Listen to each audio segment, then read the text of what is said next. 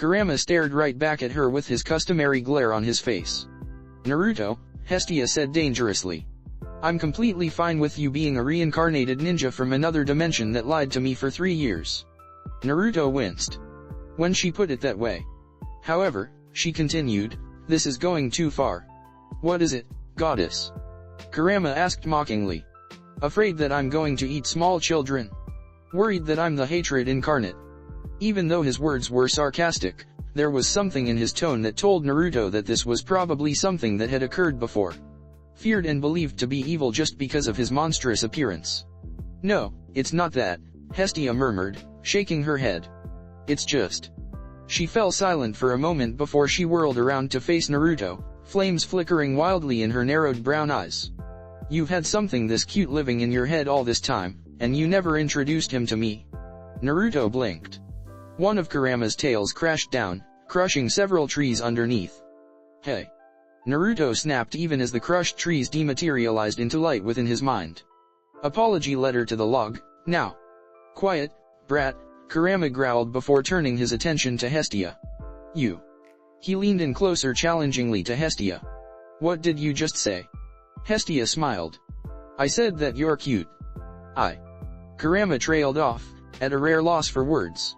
"I mean, she's not wrong, you know," Naruto piped up with a grin that told Kurama just how much he was enjoying this. "Once you get past your prickly personality, you're really nothing but a cute furball." Hestia nodded vehemently in agreement. Something snapped. It may have been Kurama's sanity. "Kurama, was it?" Hestia took a step forward. Kurama took a step back, eyeing her warily. Naruto noticed. Immediately, he knew what to do. Oi, Naruto began with a smirk. "Don't tell me that you're scared of her." Kurama scoffed. "Scared of her? Don't make me laugh." "A giant teddy bear," Hestia muttered under her breath, a fervent light in her eyes as she stalked towards Kurama. "You're like a giant teddy bear just asking to be hugged into oblivion." Fear filled Kurama's eyes as he cautiously backed up until he reached the edge of the clearing, his tails just a few inches away from the trees. For a moment, he seemed to contemplate whether or not it was worth crushing the trees to escape, but one look at Naruto's suddenly scathing glare shot down that idea. And then Hestia was right in front of him, peering up at him without any fear. Then she sighed despondently. "Whatever. Hugs aren't fun if the other person, or Kitsune, doesn't want them." Kurama's sigh of relief sent a breeze throughout the clearing, rustling the grass and leaves. Hestia reappeared next to Naruto's side and smiled at Kurama warmly. "I'm Hestia, the goddess of the hearth and family. It's a pleasure to meet you, Kurama." "The pleasure is all mine." Naruto could see the visible effort it took Kurama to say those words, although to be fair, Kurama likely didn't have much practice in being polite. "I take it that you were instrumental in Atlas's defeat?" Hestia asked.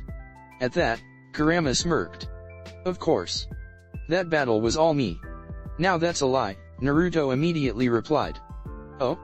Remind me again, who was it that landed the finishing blow on Atlas?" "You did that with my body, so technically, it was a joint effort," Naruto countered. "Therefore, I demand half the credit." "You wish." He turned his attention back to Hestia. "Why do you ask?" "Thank you," Hestia said, bowing her head. Kurama paused in confusion. "What?" "Thank you," Hestia repeated, her tone completely sincere.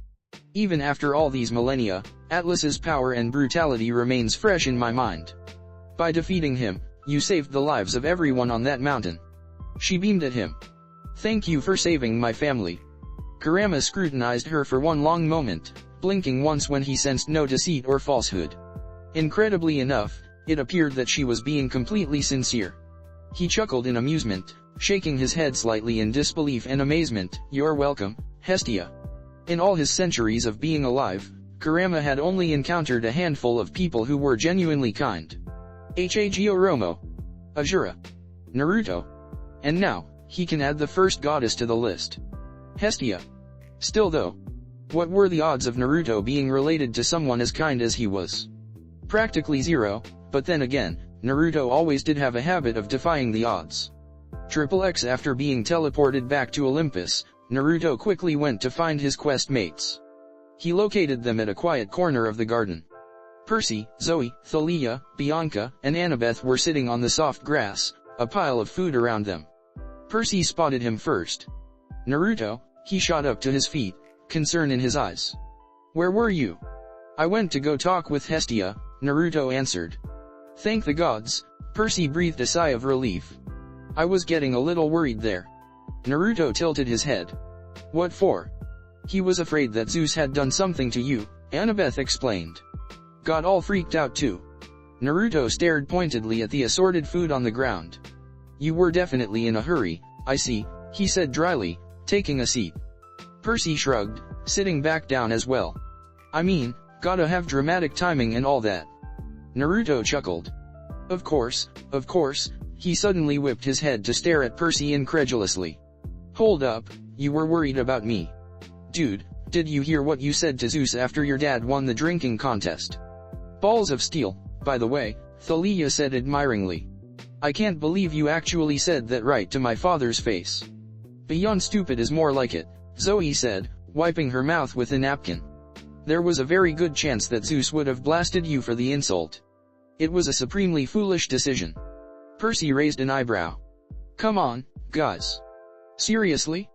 Give me some credit here. At everyone's blank stares, he sighed. Look. With my dad right there, there was no way Zeus could risk blasting me. Not only would my dad have stopped him, but even if the blast did manage to go through, the consequences would be too dire for Ze. He couldn't risk angering my dad like that, especially with the threat of the Titans. Moreover, you all saw how much Zeus was drinking. I doubt he would remember anything from this party, so any later punishment is unlikely. You don't know that, Bianca frowned. Alcohol might affect gods differently. He could barely walk a straight line, Percy snorted. And on top of that, judging by how he was winking at two nymphs during the drinking contest, well, let's just say that the combined efforts of a boatload of alcohol, some happy time, and Hera's subsequent punishment of said happy time would wipe the memory of my insult from his mind. Hera knows already? Thalia asked confusedly. I thought my dad would be smarter than that. Naruto noticed how she didn't even deny her father cheating on his wife. Percy paused. Well, she will know once I send her an anonymous message via sacrificial flame. I like him, Kurama immediately said. Unless. Naruto, please tell me that he's not a ball of angst that's obsessed with revenge. He's not. Kurama grinned. Perfect. Now this is a friendship that I can actually approve of. Hey, what's wrong with Sasuke? Naruto asked, offended. It would be faster to list what's not wrong with him. I saw the perfect opportunity and I took it, Percy continued. After all. He grinned deviously. How many people can say that they've insulted Zeus to his face and lived with no consequences? There was a moment of silence as they absorbed his words. Zoe broke the silence first. I did not expect that, she laughed. Dear gods, Thalia chuckled. I see that you've taken Chiron's lessons to heart. Dude, Naruto grinned. Well played. Annabeth shook her head in amusement. Now if only you could apply that level of thinking to your studies. Percy groaned. Don't remind me.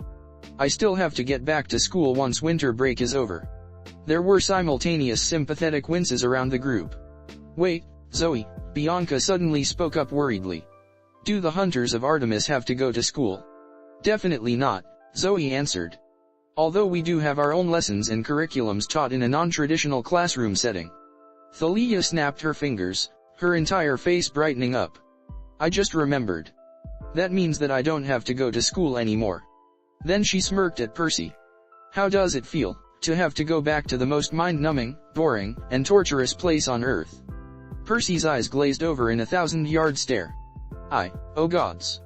He thought of something. At least Annabeth and Naruto have to suffer, that is, go to school too. But the thing is, I like school, seaweed brain, Annabeth smiled at him, amusement shining in her gaze. Percy sagged a little at her words. He turned to Naruto, desperate to have a fellow comrade in the hellish situation that could share his pain. Naruto simply laughed, crushing all of Percy's hopes. Nope, he grinned. I've never gone to school before, and I'm not planning to start. That's not fair. Percy exclaimed in outrage. Feels bad, man, Thalia replied. Besides, you deserve school, Annabeth told him without a hint of sympathy. What? Why? Because you didn't even know the fundamental properties of domains. Why do I need to care about that? Because it's basic demigod knowledge. Percy shrugged. I've never needed that information before to defeat monsters. You also didn't know anything about how the mist functioned. Nor did you know about essence combination, Zoe listed out. There is a startling amount of information that you are entirely ignorant of. What? Annabeth stared at Percy disbelievingly. Have you even been researching the Greek myths in your spare time? No. Percy said it as if it was obvious. Do I seem like the type to do that? Dude, what have you even been doing at camp for the last few years? Thalia asked. Have you even taken a single academic course yet? Percy looked away sheepishly. Not exactly. There was a thud as Annabeth and Thalia face-palmed simultaneously. Zoe just observed them with mild interest. Let me get something straight, Annabeth said in a tight voice. After 2 years, you haven't taken a single academic course at camp yet. Yup. Percy replied nonchalantly, popping the P. The only non-practical course I've taken was Chiron's common sense class. I thought it was strange that I never saw Percy in my classes, Thalia muttered. But seriously? You haven't taken history of the gods, analysis of monsters, secrets of the mist, applied science. She trailed off as Percy shook his head. That explains so much. I just care about the important stuff. Percy took a sip from his goblet of what appeared to be blue Coke. I don't see a point in spending hours learning and memorizing information that I'm never going to use. I'd much rather invest the time in training and honing my fighting skills. He's a lot like you. Kurama commented. Naruto agreed. He saw many parallels between Percy and himself when he was younger. When you were younger. Kurama laughed. Don't give me that. You're just as stupid now as you were 6 years ago, back when you were a fresh genin. Excuse me dash. Didn't you forget that only Senjutsu worked on Juobito? Kurama said amusedly. In the middle of a fight? Mere minutes after it was revealed that only Senjutsu would affect him? That's what I thought. To be fair, that was 3 years ago, back when I was just 17. And during those 3 years, I somehow highly doubt that you became a prodigious genius. Naruto grumbled in his mind, but in the end, he didn't really have anything to say. After all, even though he would never willingly admit it to Kurama, it was the truth. Naruto wasn't arrogant enough to think that he was perfect. In terms of academics he was severely lacking. He still remembered the disaster that was the written portion of the Chunin exams.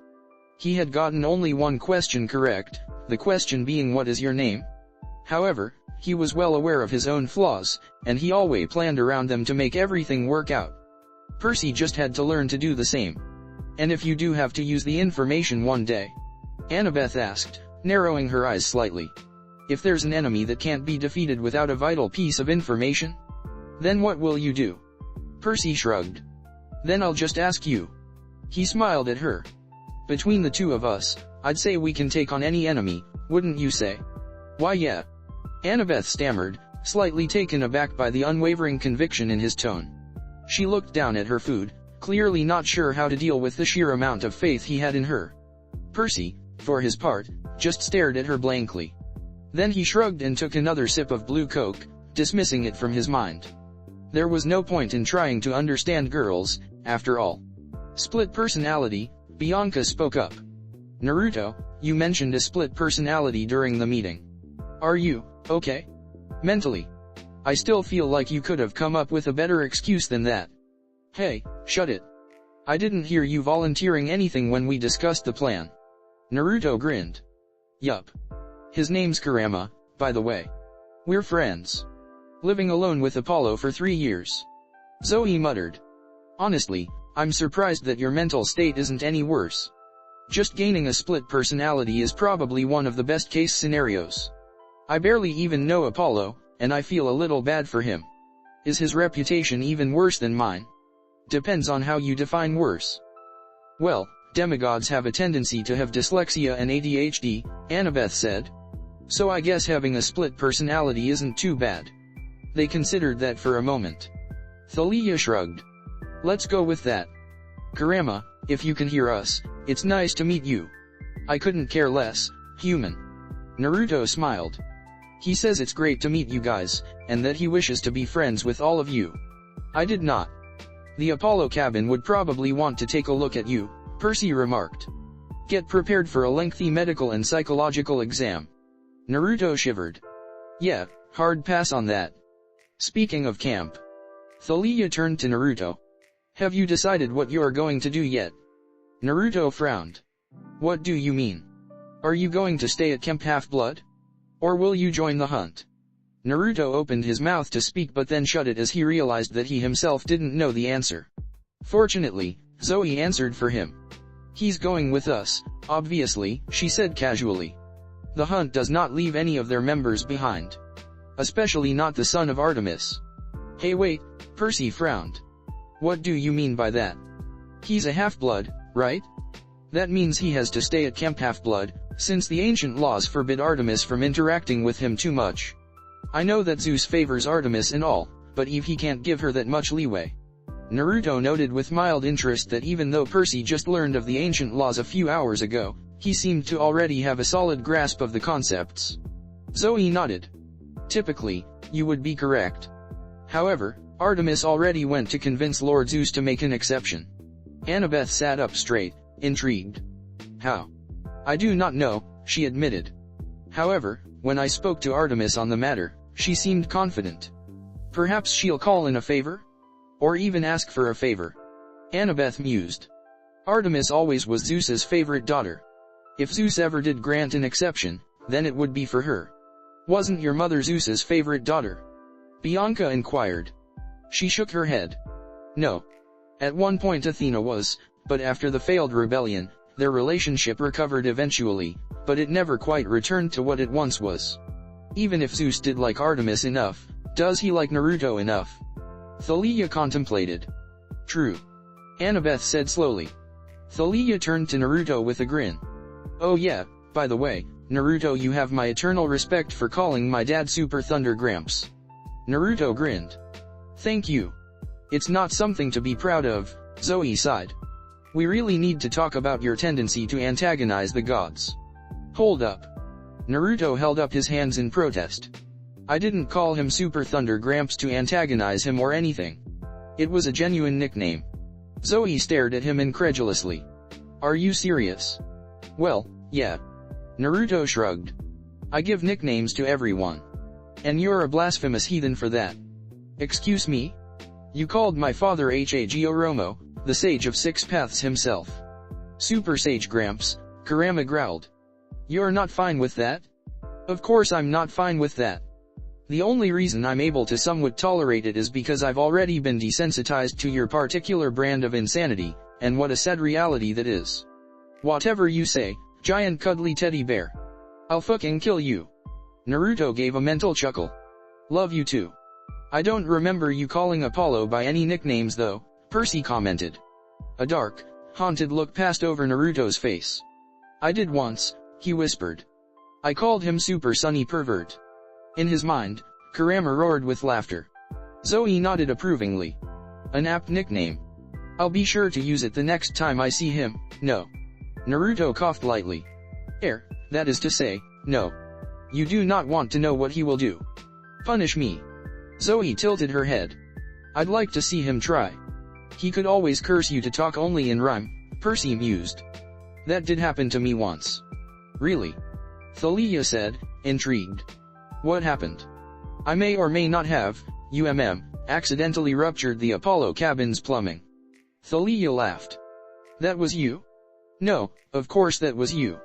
Hey, in my defense, we were having a basketball game, and things got really intense, okay? Percy scowled. I could only talk in rhyme for 3 days afterwards, he turned to Naruto. Was that what happened to you? Naruto shook his head. Worse, he said solemnly. Worse. Zoe asked concernedly. How did he punish you? He didn't punish me. He rewarded me. At their confused looks, he expanded. After he heard me call him that, he teared up before hugging me tightly, saying about how I had perfectly encapsulated all his best qualities into a single name before deciding that I needed a reward. Said reward involved retelling all of his conquest as a pervert, Naruto recounted with a haunted stare, lost in terrible memories. He talked for 36 hours straight, emitting ultra-bright light that cycled through the colors of the rainbow to keep me awake. The hunters and campers all winced collectively. "Oh gods," Zoe whispered. "That's..." It was as if he was a walking, glowing RGB light that just wouldn't shut the Hades up. Naruto shivered as traumatic flashbacks assaulted him once more, interrupted only by the sound of "Dammit, can you shut up? It's not funny. Ha ha ha ha ha ha ha, oh dear Sage, it is. It's absolutely hilarious." Yeah, Naruto grumbled. "You're damn lucky that you were asleep during that time. Actually unfair. Given that I was forced to witness your conception firsthand, I say that this is just poetic justice," Kurama sniffed as Naruto gagged automatically. Then he smirked. "So, does this mean that you know all of the backstories, so to speak, of the children of Apollo? I literally just realized that I do know, oh gods, oh gods." There was a mental thud as Kurama fell down, unable to keep himself upright from how hard he was laughing. "And that's why I call Apollo by his name," Naruto finished with a traumatized gaze. A heavy silence descended over them. "Well, after knowing that, having a split personality is completely understandable," Thalia said. There was a muttering of agreement around the group. "XXX, Naruto, can you please stay at Camp Half-Blood for a few days as I fully explain the situation to my hunters?" Artemis asked. "I suspect they'll need some time before they're ready to meet you." Naruto brightened. "Sure. Can I stay in your cabin while I'm at camp?" Artemis paused, a strange look passing over her face. "Yes, you may," she responded before murmuring, "That reminds me." "It's nothing. XXX, we'll see you in a few days," Zoe said. "Farewell, Naruto. And please, while you're at camp, take care." Her eyes narrowed slightly. "I do not know if the other campers will react to you well. Let me know if they cause any trouble, and I shall see to their case personally." Thalia snorted. "Chill. Trust me, after Naruto kicked your collective asses and capture the flag, it's going to take a lot more than being the son of Artemis for people to turn on him."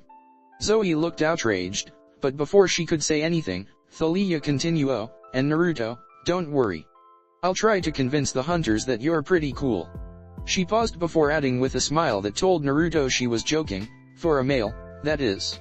Naruto smiled. "Thank you," he said sincerely. He frowned slightly when he realized that Bianca was uncharacteristically silent. "Hey, Bianca, you alright? I feel like we're forgetting something," Bianca muttered. "Something important." Thalia tilted her head. "Are we? We have all of our magic items and..." "Nope, that's it. We have everything." Bianca frowned, her brow furrowing in thought. "I guess you're right." Her eyes widened. "My brother." There was a moment of silence. "Damn," Percy cursed.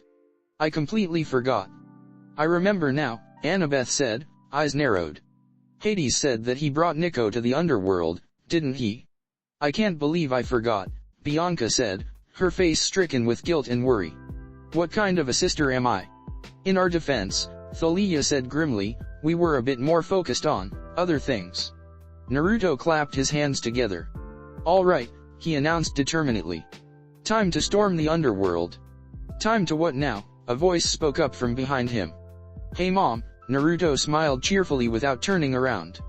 "I need to invade the underworld real quick to retrieve Nico. Be right back."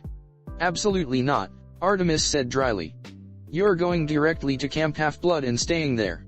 Naruto's eyes flashed defiantly as he spun around, looking directly at Artemis, who had her arms crossed. "I need to save Nico, from what?" Artemis interrupted, raising an eyebrow. "It's not as if Hades is going to torture him or anything. You heard him, he brought Nico to the underworld to protect him from my father's lightning bolts." "Damn, Hades is kinda paranoid," Percy muttered. Artemis turned to him with a detached expression. "No," she said coolly. "He's not." Percy paused before narrowing his eyes as the implications of her statement hit him. "There's no way." "There is," she responded simply. Naruto could have sworn that her eyes flitted to Bianca for a moment. Logically, it makes perfect sense.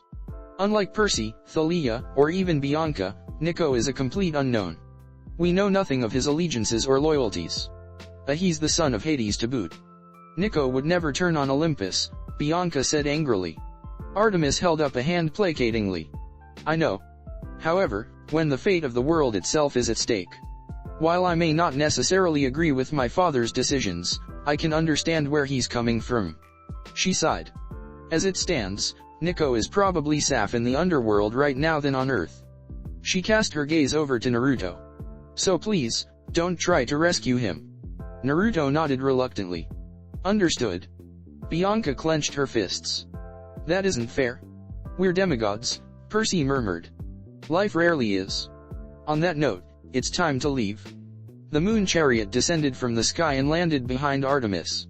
Zoe, Thalia, Bianca, let's go. Naruto, her gaze softened. I'll see you later. With that, she entered her chariot and waited for her hunters. Thalia hugged Annabeth goodbye as Zoe gave a single nod at them before they both got into the chariot as well. Bianca, however, hesitated. I'll make sure he's safe, Percy said. I promise. Hades still owes me a favor. Bianca relaxed slightly. Thank you, she replied gratefully. I'll try to contact my father as well. She got into the chariot as well, and a moment later, the moon chariot was in the night sky. The sun chariot is cooler than the moon chariot, Percy said out of nowhere. Percy? Annabeth chided. What? He replied defensively. Just saying. Naruto quirked an eyebrow in amusement. ADHD demigods with the attention span of a chipmunk. No wonder they had forgotten about Nico. X, hey, where's Apollo? Naruto asked. I don't know, Percy replied. I don't think he even came to the party. Huh. Strange. Naruto shrugged. Whatever. He's probably fine. He chuckled. Knowing him, he probably didn't even make it 3 steps into the party courtyard before he went home with the first pretty girl he saw. X being the god of prophecy came with numerous perks, including some perks most people didn't know about. See, the term prophecy was rather misleading, since it implied that Apollo only had control over prophecies of the future, which wasn't the case. His domain covered a vast range of powers and abilities that only a few other beings possessed full knowledge of, with good reason. While Apollo often boasted of his music, poetry, and archery skills, rightfully so, since he was a complete beast, he almost rarely advertised his prophecy abilities. Primarily because nobody really cared, prophecy powers were nowhere as flashy as hit a flawless 360 blindfoldedness scope from 100 miles away or playing every single musical instrument ever invented telepathically at the same time. As such, most demigods and even gods were unaware of the full extent of his powers. One of his more obscure powers was clairvoyance, the ability to perceive the world around him with only his mind. With clairvoyance, it was nigh impossible for Apollo to lose a game of hide-and-seek, as Naruto had found out the hard way. More importantly, he could know the contents of a conversation in another room without actually being able to hear or see anything. Due to his clairvoyance flaring up randomly, similar to his other prophecy powers, his clairvoyance would arbitrarily activate at the oddest times. Apollo knew with perfect clarity what Naruto had just said. His left eye twitched in annoyance. Going home with the first pretty girl he saw? He wished that was the case. Oh, how he wished. Because instead of going home with the first pretty girl he saw, Apollo had been accosted and practically kidnapped by 3 ancient, very not pretty but very much pissed off goddesses. Answer me, Apollo. What did you do? Oh gods, it wasn't me, I swear. Please, you have to believe me. It wasn't me. Apollo's pleas of innocence fell on deaf ears as the 3 fates advanced on him menacingly, each wielding a huge pair of scissors with long gold and silver blades that scared Apollo far more than any sword or spear could. Clotho, please, Apollo looked at the fate of birth imploringly. He winced at the withering glare he received in return. Lachesis, he tried again pleadingly, turning his gaze. The fate of life's cold, dead stare sent shivers down his immortal spine. There was no mercy in those eyes. With that, he turned over to the final fate. Atrophos? Et2. Strangely enough, she wasn't glaring at him but rather she seemed intently focused on a lower part of him, a certain appendage he took great amounts of pride in. He whimpered when the fate of death snapped her scissors shut with an audible schlink, her gaze still focused on his manhood. The message sent was painfully clear. Enough games. We'll give you one last chance, Clotho began threateningly. Tell us what you did, and we shall let you leave painfully in one piece. Apollo frowned. Don't you mean you'll let me leave unharmed in one piece? Lachesis tilted her head. Better leaving painfully in one piece than leaving painfully in pieces. She absently twirled her scissors around in her hand, her eyes glinting with an unholy light. Apollo laughed nervously. Now, he held up his hands placatingly. I'm sure we can talk about this like calm, reasonable gods. His eyes widened suddenly as he pointed behind the fates. Hey look. A distraction. Let's pay attention to it. Amazingly enough, they actually fell for it, spinning around. Probably because they had virtually no combat experience.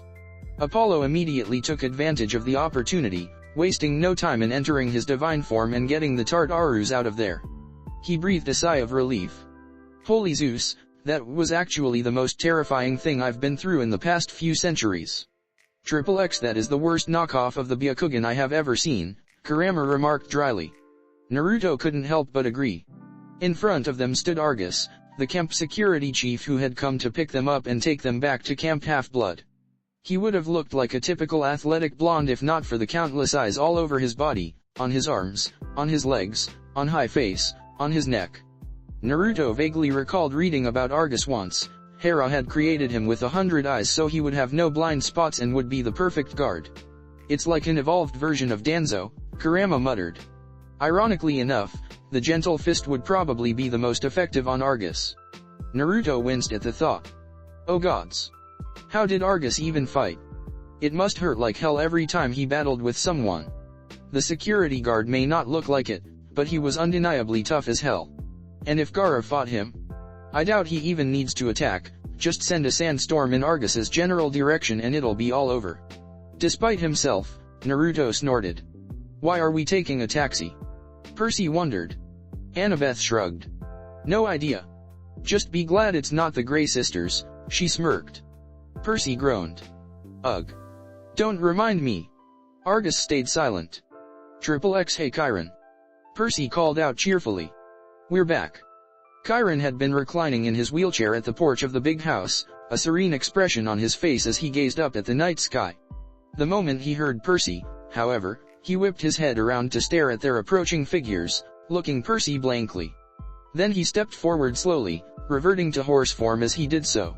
Percy faltered slightly at the almost frightening intensity in Chiron's gaze. Chiron? Is everything alright? His puzzlement transformed into outright horror as Chiron charged at him with a wild look in his eyes. Sweet merciful Hades, please Chiron, we can talk about this.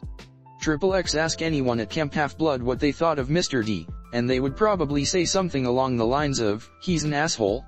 Or worse. Even his own sons, while they loved him dearly, would admit that he wasn't exactly the model example a good person. And if anyone at Camp Half-Blood saw Dionysus as he was right now, they would likely stare slack-jawed, their image of him obliterated in their minds, before questioning everything they knew about the world and their sanity itself. You know, we really ought to do this more often. Ariadne smiled beatifically at him as she snuggled in closer. Dionysus chuckled. We should, he agreed, tightening his embrace around his wife. They were cuddling in one of his gardens, enjoying each other's presence. The sweet smell of grapes permeated the air, and although the stone bench they were sitting on looked uncomfortable, it was enchanted so that it was softer than feathers. Dionysus was rarely able to spend time with his wife like this, so whenever he got the chance, he made sure to enjoy the time to the fullest.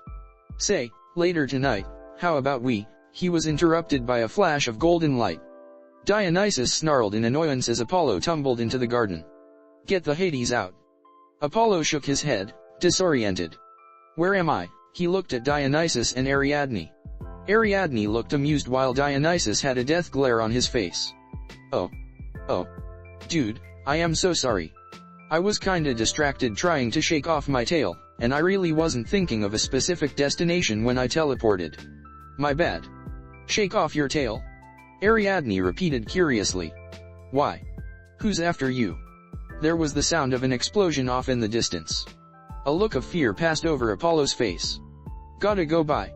He turned around but then paused as he glanced downward, his eyes glowing gold for a moment. Oh, and Dionysus. What? The wine god snapped. You may want to check up on Chiron. Another flash of light, and the sun god was gone. Dionysus sighed wearily. Now then, where were we? Ariadne's lips quirked up into a smile. Aren't you going to check up on Chiron? Dionysus snorted. Not my problem. Dionysus, she said reproachfully. He held her stare for a moment before relenting. Fine, he said with a good-natured sigh. Ariadne always did manage to bring out the best in him. He tilted his head, purple light flaring to life in his eyes. Now let's see, he muttered. Chiron, where are you? Dionysus's eyes widened. Wait, he can't possibly be, shit. Shit, he turned to his wife. Gotta go, love you, he said hurriedly as he quickly planted a kiss on her cheek. What happened? She asked in concern. He finally snapped. With those words, Dionysus dematerialized. Ariadne paused for a moment. Then his words fully sunk in. She paled. XXX Percy stumbled back in shock as Chiron stampeded towards him, freezing as a deep primal fear filled his eyes. Getting run down by an angry centaur was fucking terrifying. Before he could react, Chiron was already right in front of him, rearing up in high full majestic glory. In a flash of purple light, Dionysus materialized behind Chiron just as he was about to trample Percy, holding him back with both of his arms and all of his strength. Wait, Chiron, wait, the wine god shouted hastily. You can't mutilate Peter Johnson just yet. A sound of pure rage escaped Chiron as he was unable to articulate coherent words. Please, Chiron. You know that I want to see Peter Johnson suffer as much as you do, if not even more, Dionysus grunted as Chiron strained against his bonds. But you can't eviscerate him just yet. Yeah. Percy agreed, then blinked in shock as he realized he just agreed with Dionysus. Just think of all the paperwork. Dionysus continued desperately. Not the reason I would have gone with, but that works too. Mountains of paperwork, Chiron. Mountains. Is that what you want? Dionysus paled when he realized his words weren't getting through to the enraged centaur, whose thrashings only seemed to double in intensity. Please, Chiron. Even if you are willing to do it, think about me. This is the son of Poseidon here.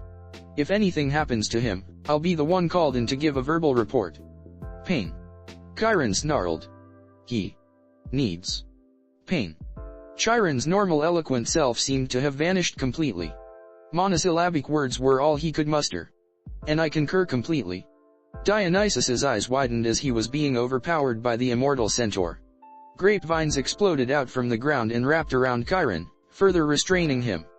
But this isn't the way to do it. Subtlety, my old friend, subtlety. We can spike his drink or something. I'll even pull out my top-tier blackmail material. I have many objections to that. Quiet, Patrick. Dionysus shot Percy a glare before returning his attention back to Chiron. Just calm yourself down, please. I don't even understand. Percy said helplessly. I did nothing wrong. Why are you even mad at me? Percy immediately knew that was the wrong thing to say. Chiron calmed down immediately, regaining his composure in record speed. A dark look entered his eyes. You did nothing wrong, he asked dangerously. There was a moment of silence as Percy reviewed his memories to make sure he was actually in the clear. Yup. Percy answered confidently when he couldn't find any catastrophic offenses he had allegedly committed. I'm 100% innocent. Where's my van, Percy? Chiron suddenly said in a deceptively calm tone. Percy froze. Ah. Where? Eyes. My. Cronus be damned van. The temperature around them seemed to drop by 20 degrees as an ominous presence suddenly weighed down on them all. Dionysus, Percy, and Annabeth shivered, and even Naruto was slightly disconcerted. Cronus, get your ass out of my camp, Chiron said, not even missing a beat. The presence drew back in shock. Chiron snorted. Don't give me that, father. You were somehow completely outmaneuvered by a kid who hasn't even reached double digits in age yet. That time stop was an asshole move, by the way, Naruto added. Face it. You're past your prime, old man, Chiron said. It's time to retire. Naruto could practically sense Cronus's seething outrage. However, the Titan Lord was obviously unable to do anything besides observe. It was a testament to his immeasurable power that he was able to even manifest within the camp's magical border, and it was probably only due to the invokement of his name. Now be gone. Chiron made a three-fingered claw over his heart before pushing outward while the camp's magical border flared at the same time. And then the presence was gone. Whoa, Dionysus looked admiringly at Chiron. That was legitimately the most suicidal thing I've ever seen in, well, ever. Respect. Thank you, Chiron smiled. Now that that's been taken care of. He turned back to Percy, his eyes narrowing once more. Where? Eyes. My. Van. Perseus Jackson. Percy laughed nervously as he began slowly backing away. Haha, funny thing, really. That's what I thought. You have chosen death. Now face it like a man. Wait. Percy protested as Chiron renewed his struggles to break free from Dionysus. That's not even my fault. Why are you blaming me? What about Thalia? Or Zoe? Hades, even Naruto, and Bianca. They were all there too. Oi, don't drag me into this, Naruto said from off to the side where he and Annabeth stood. Annabeth was currently observing the proceedings with great interest, her gray eyes filled with amusement, while Naruto had started outright snickering at the situation once he realized what was going on. They're all protected by deitical immunity, Chiron growled.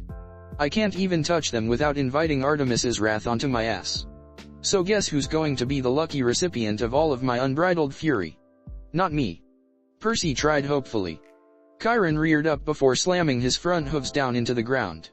A tremor rippled through the ground as the earth underneath cracked from the sheer force. I see your point. Good. Now stay still so I can disembowel you. Dionysus, if you would please remove my restraints. Dionysus was silent for a moment as he deliberated over something. Chiron, he finally said. You'll let me do it? Chiron asked, hope and optimism shining in his eyes. Dionysus shook his head. Not that. If you don't do it, then I'll. It seemed to be taking all of Dionysus's willpower to get those words out. I'll let you have my specialty wine. Chiron's eyes widened in shock. Your specialty wine, you mean the bottle of wine that's over 2,000 years old? The bottle you had been saving to drink the moment your punishment at Camp Half-Blood was over? That bottle of wine. Yes. If you don't deliver your retribution on Parker, then I'll give you the bottle, no strings attached. Saying those words seemed to physically pain Dionysus. It's a deal, Chiron said immediately. The grapevines receded back into the ground as Dionysus tentatively stepped away from the centaur, who had a serene expression on his face once more. Please leave the wine in my office, he smiled. And then you, Lord Dionysus, for your generosity.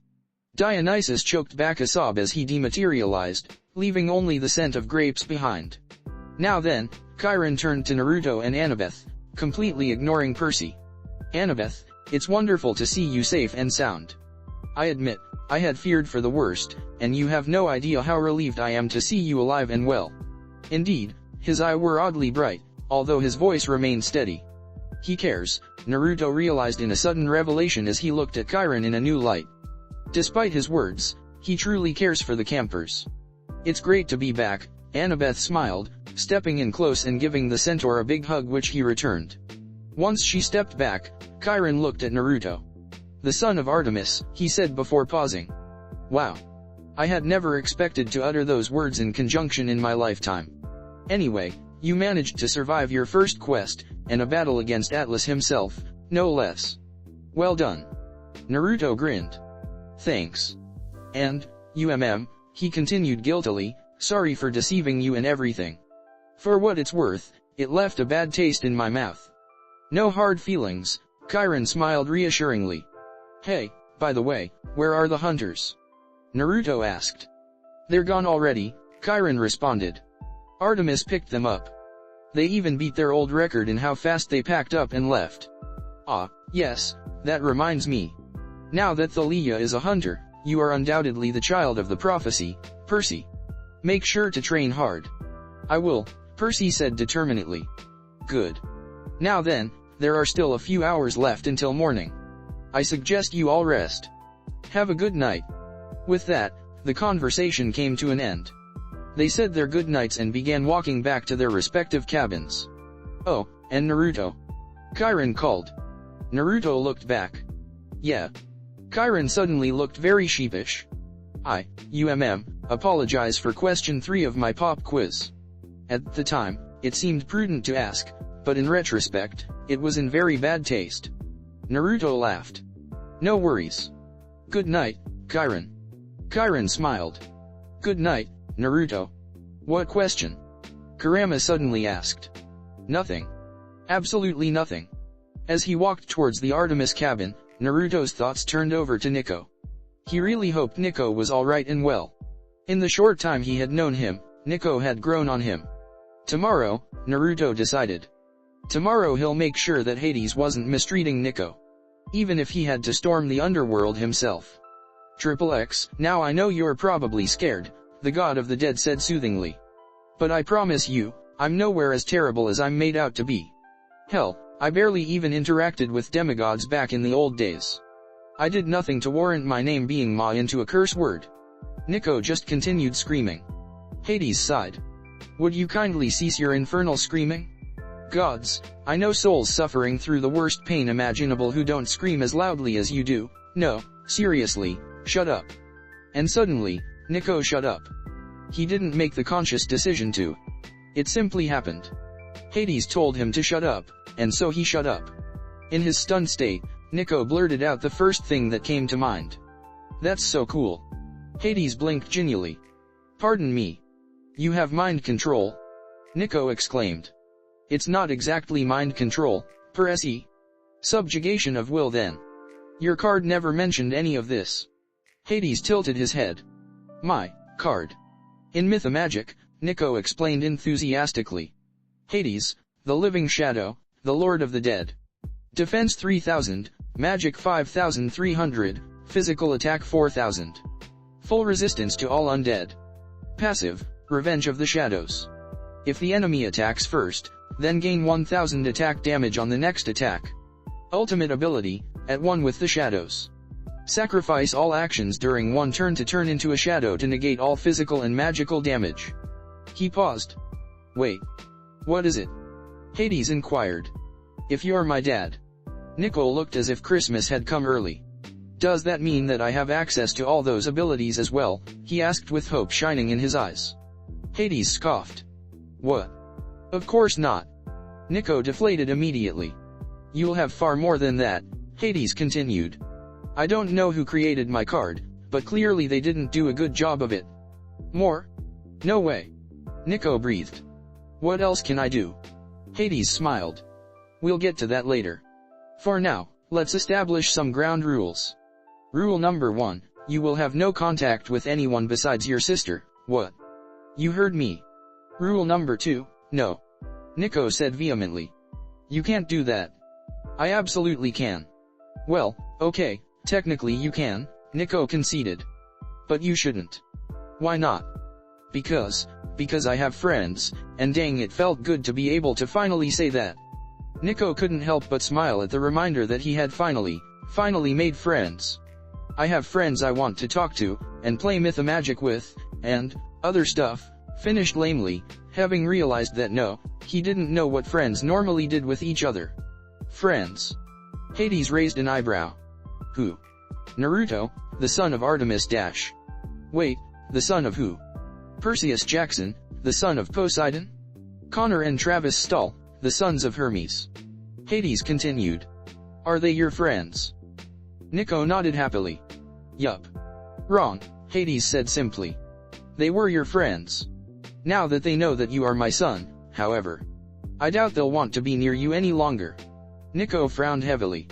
What do you mean? It is a burden you must bear as my son, Hades said with a tinge of regret in his dark eyes. Shunned. Ostracized. Feared. I am universally disliked, and I'm afraid the prejudice will spread to you as well. For what it's worth, I never intended this to happen. No way, Nico shook his head. They won't do that to me. Hades raised an eyebrow. Really? He asked doubtfully. Nico nodded with all the unshakable faith and conviction of a young child. Really? Hades gazed at him for a long moment before shrugging. Whatever. I tried. Don't say that I didn't warn you though. Anyway, for rule number, hey, where's my mom? Nico suddenly asked, the thought having just occurred to him. Hades froze mid-word, his composure briefly slipping as a dark look entered his eyes that caused Nico to instinctively draw back in fear. Ah. That. She's dead. Nico flinched. You couldn't have delivered that news in a harsher way? Maybe try rubbing some salt in next time.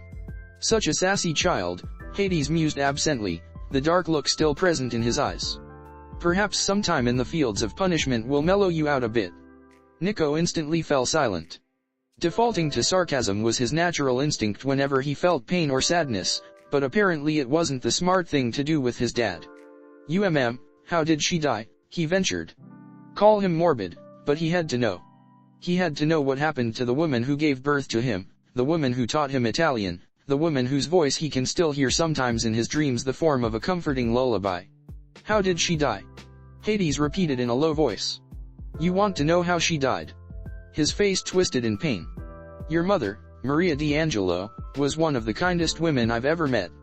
Whenever she smiled, she would brighten up the entire room. SH never said a bad thing about anyone or anything. She loved both you and Bianca dearly, more than anything else in the world. Did she die protecting me and Bianca from monsters?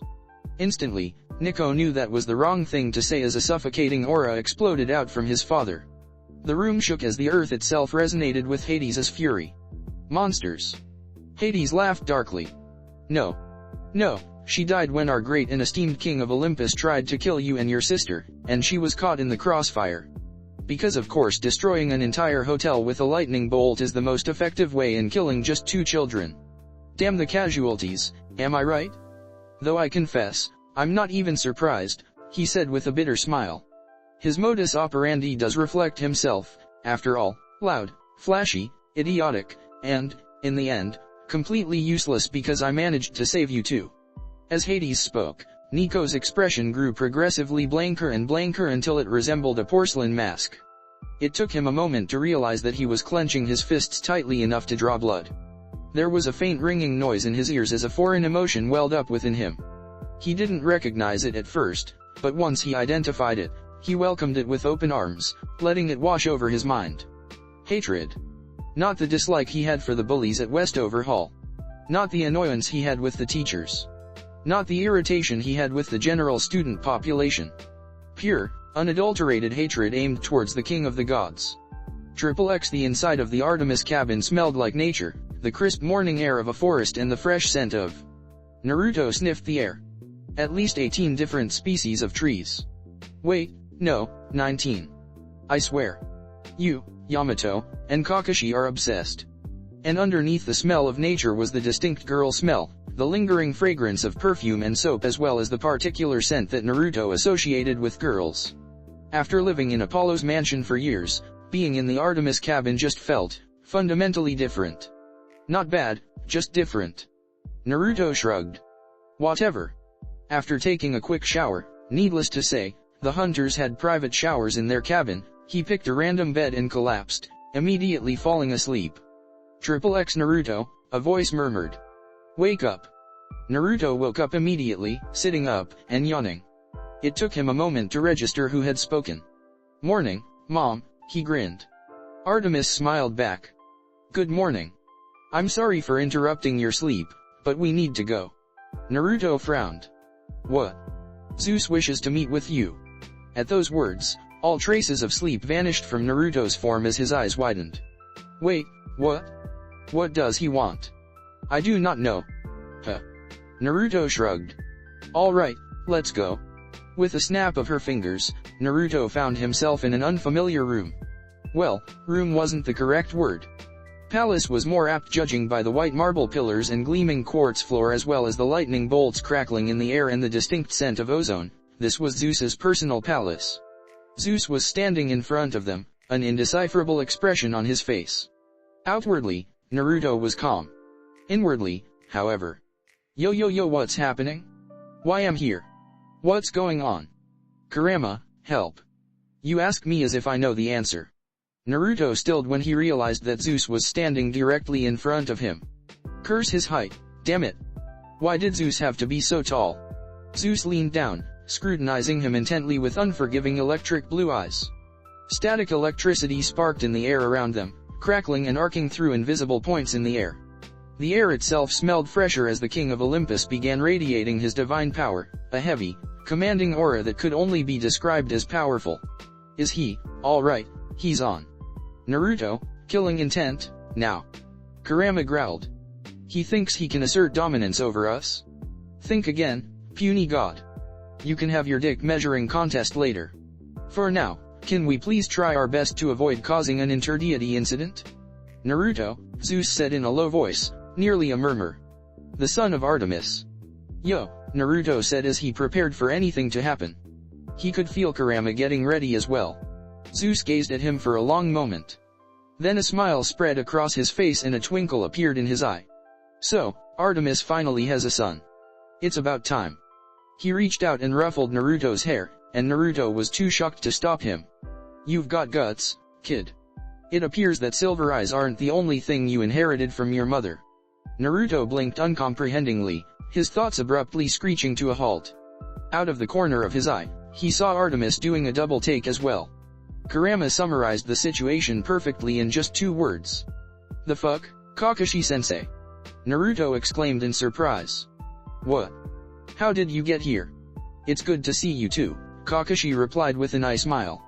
And as to how I got here, well, a certain wizard helped me out. Naruto's eyes widened. A wizard? With real magic? Well, he paused. Why would he help you? Kakashi shrugged. To be honest, I don't even know. He just said something about interdimensional trolls having to stick together, and that he loved what I did to something called the CCG. He shook his head. That doesn't matter, however. What do matter is something that you said. Naruto tilted his head confusedly. I'm talking about Kakashi-sensei level bullshit, no. To make this work, we'll have to surpass Kakashi-sensei. Kakashi quoted. Naruto frowned. That didn't happen. It didn't, Kakashi agreed, but in another timeline, it did.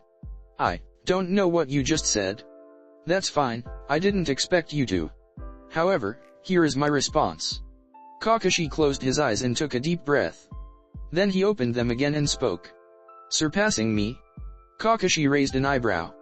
Bitch, please. If you think that you can somehow manage to surpass my level of bullshit, then you're high. He smiled. Let me show you how it's supposed to be done. X presenting an O in which instead of Naruto getting sent to the PJO verse, it was Kakashi. Heavens help them all. Let the annual council meeting begin. Hey, where's Kakashi? Zeus frowned. I don't know, Apollo said with a frown. His eyes glowed golden briefly before his frown deepened. I actually can't find him. At all. The gods frowned at that. Let's wait until he gets here, Athena suggested. The gods nodded. X 3 hours later. Kakashi strolled into the throne room with a slight slouch, his hands in his pockets. Hello, he greeted with a 2-fingered salute. Thunder boomed overhead. You're late, Zeus growled. Kakashi smiled. Ma, sorry I'm late. I got lost on the road of life, and while on the road, a black cat crossed my path so I had to turn back around, and then I saw a grandmother crossing the road, so I had to help her out. Is that all? Zeus asked. Nope. Kakashi answered cheerfully. And then after that, I turned around again and I saw the black cat again. But it wasn't moving.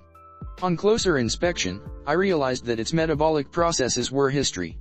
Apollo grinned. Nice. What do you mean by that? Demeter asked obliviously. Kakashi and Apollo both stared at her. Uncultured, Kakashi said, shaking his head. Indeed, Apollo agreed. And since the black cat was dead, I was able to forge on once more. And finally, I reached Olympus. Kakashi smiled. And that's why I'm late. Zeus's eye twitched. X, and so, the Council of the Gods demands you to reveal what chakra is, Zeus commanded. Silence. Kakashi. Hermes spoke up in concern when the shinobi didn't respond. Still no response. Kakashi. Zeus boomed. Kakashi looked at him, a bored expression on his face. I'm sorry, did you just say something? Zeus trembled in barely suppressed rage. X, Ma, so you wish to know what chakra is? Kakashi swept his gaze across the throne room, the gods leaning forward in anticipation. Very well. I shall tell you. Finally, Athena muttered. The reason why you have never heard of chakra before is because Chaos himself erased all records of its existence, Kakashi said. Zeus's eyes widened as the gods shifted uncomfortably. See Chaos? What does he have to do with anything? Kakashi smirked. Everything. For you see, I am not of the Greek pantheon. Impossible, Athena replied instantly. We are the only gods in existence. Ma, it's cute how you think that, Kakashi chuckled. Indeed, currently only the Greek pantheon of gods exist in this world. But it wasn't like that eons ago. Long before the Olympians, long before even the Titans, a single god of immense power coexisted alongside the primordial gods, Tartarus, Auranos, Gia, Chaos. However, he shrugged. They didn't get along, needless to say. And in the end, my pantheon decided to leave. Leave? Artemis asked. To where? Below Auranos is Gia. Below Gia is Tartarus. Below Tartarus is Chaos. Kakashi grinned. And what is below Chaos? Nothing, Athena answered. Kakashi chuckled again. Wrong. Below Chaos is the realm of the Sasukai's worseth Antrish the little fucker, my homeland. My pantheon left and didn't look back. And since then, we have had no contact with any of you. Zeus narrowed his eyes. Do you seriously expect me to believe such an outlandish tale? Kakashi's eyes flickered. Do you doubt me? Do you have a better explanation as to where Chakra came from? Zeus hesitated. No, but, then there you have it, Kakashi announced with a finality. What pantheon were you a part of? Athena inquired. Kakashi paused.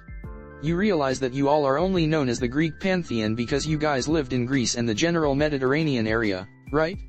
My pantheon existed before any landmasses on Gia could even be named. I'm aware of that, but you must call yourselves something, correct? Kakashi tilted his head. Fair enough. Our pantheon's name is Danzo Sucks. It's a monotheistic pantheon, with only a single deity in it. Who? Zeus demanded. Kakashi I smiled. The Holy Log, of course. The what? Zeus said blankly. And you all must be curious as to why, 3 years ago, I crossed over into this world once more, Kakashi continued. The reason is simple. For you see, I am the Holy Log Pope. And I was sent here to spread the message in hope of the Holy Log. A silence descended upon the room. And that's what Chakra is, Kakashi finished with a shit-eating grin underneath his mask. I see, Athena said uncomprehendingly. Thank you. It's time to debate on whether or not to blast him. Artemis's hands shot up. What are your opinions of trees and forests? She asked, her silver eyes focusing intently on him. They're the greatest thing in the world, Kakashi replied without missing a beat. I vouch for him, Artemis immediately said. Now hold on a minute, Ares began angrily, and so the great debate began. Centuries later, minor gods and demigods would speak of this event only in whispers, their voices filled with awe and fear. The argument had practically torn the world apart as the elements itself battled against each other. Kakashi watched the gods argue amongst themselves with great amusement. Ah, well. Looks like they had forgotten about him. He reached into his kunao pouch, pulled out a familiar orange book, and began to read. XXX unsurprisingly, Athena noticed him first. Are you reading while the council is talking? She asked incredulously. Kakashi glanced up. Of course, he beamed. What could possibly be so important that you would read it in front of the Olympians? Zeus demanded. I had just reached the part where. Kakashi glanced over at Percy, Bianca, Zoe, and Thalia. Well, let's just say that it was a really good part, and I wanted to find out what's next. What is that book? Hermes asked. Pure art, Kakashi answered. It's porn, Aphrodite breathed in awe. You're reading porn during a council meeting. What? Is your domain malfunctioning? Athena frowned at Aphrodite. There's no way he's actually reading porn. Nah, she's totally right. Kakashi I smiled. It's erotical literature. Silence. Blast him. Zeus suggested. Blast him, came the voices of agreement of everyone, even Artemis, who was looking at him disdainfully. Kakashi simply chuckled as he lifted his headband before both his eyes morphed into mange Kyoshiri nons. He only kept his eye covered as a tribute to Obito. Bring it, Kakashi smirked. It's been a while since I've gone all out. The battle that took place that day was one straight out of a legend. XXX what the fuck? Naruto said blankly. Kakashi smirked. Exactly. It appears I still have a lot to learn. Naruto looked at Kakashi in awe. Teach me, sensei, in the art of bullshit. With pleasure. Fortunately, Apollo hadn't descended into madness. When asked about it by Athena, The sun god had gleefully informed them that for the first time in 56 games, the campers finally won a game of capture the flag against the hunters. Zeus initially thought that they won because of Thalia. He was wrong. Rather, Naruto, the new undetermined kid that arrived at camp the very day, had single-handedly carried the game. Taking one glance at Naruto, Zeus immediately thought that Naruto was the son of Apollo. Blonde hair, blue eyes, a cheerful and exuberant personality, the resemblance was obvious. He observed Naruto with slight interest. After all, the kid had kicked Zoe herself to the ground. His interest slowly grew as it was revealed during the subsequent camp counselor meeting that Naruto possessed a power called chakra. Zeus admitted he knew nothing of chakra, and neither did any of the other gods. It appeared that it was either an power or a really ancient one. Zeus was intrigued. All the gods were. This quest was even more interesting than the ones Percy Jackson had gone on. The Nemean lion, the manticore, even the Spartoi. They were all taken down with ease by Naruto. Zeus was immensely reassured by that.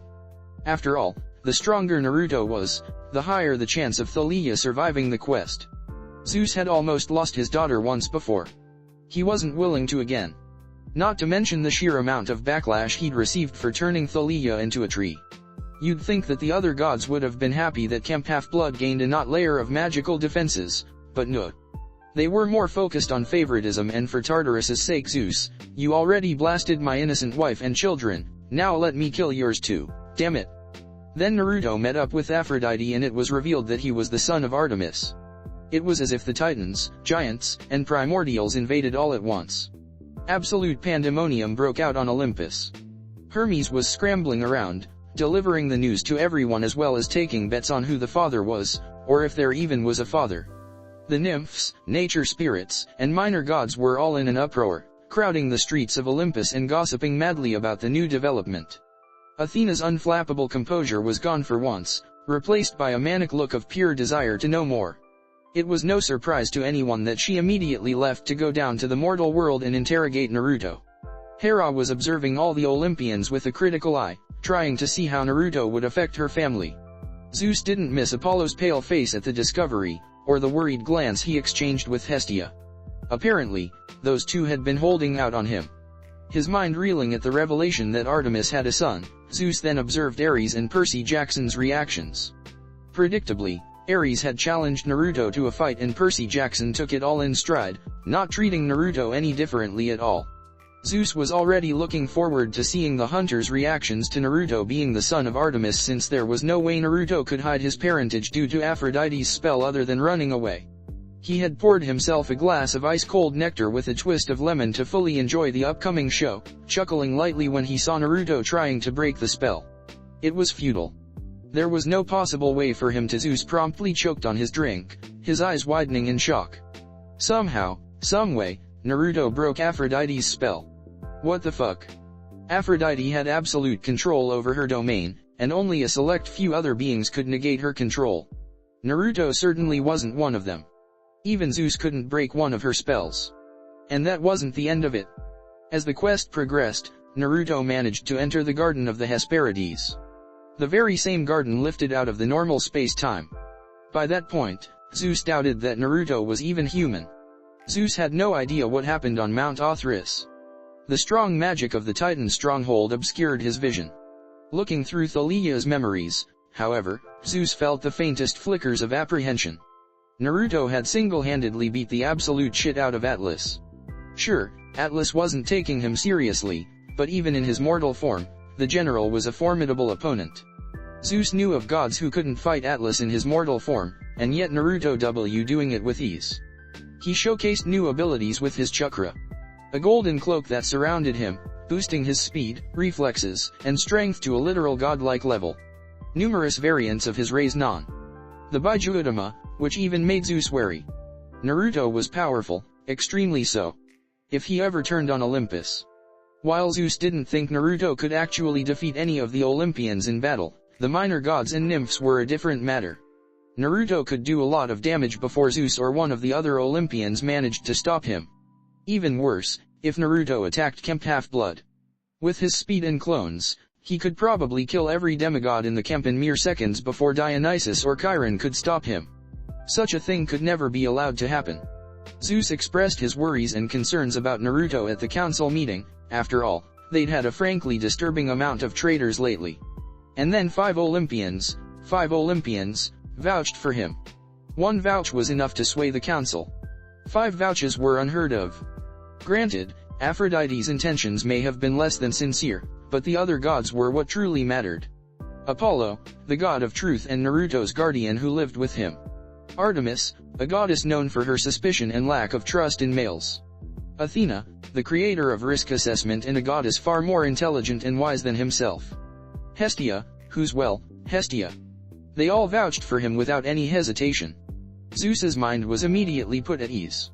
He was paranoid, as the king of Olympus. Paranoia was kinda in the job description, especially after that incident, but the vouches of his fellow Olympians was enough to reassure him that Naruto could be trusted. After the 5 gods vouched for him, Naruto's personal defense was all but a formality. Zeus still let him defend himself, though. Who knew, perhaps Naruto would give a particularly compelling argument that hadn't been thought of before. Instead of pleading for his life or using logical reasoning to defend himself, Naruto had instead called him Super Thunder Gramps. Even in all his millennia of being alive, that was a first. As he summoned a lightning bolt to his hand and prepared to blast Naruto just to make an example, painful but non-lethal, he couldn't help but admire Naruto's sheer guts. Here the kid was, standing before the entire council, powerful beings that could smite him with just a thought, and he called the most powerful of them all Super Thunder Gramps with a smile on his face.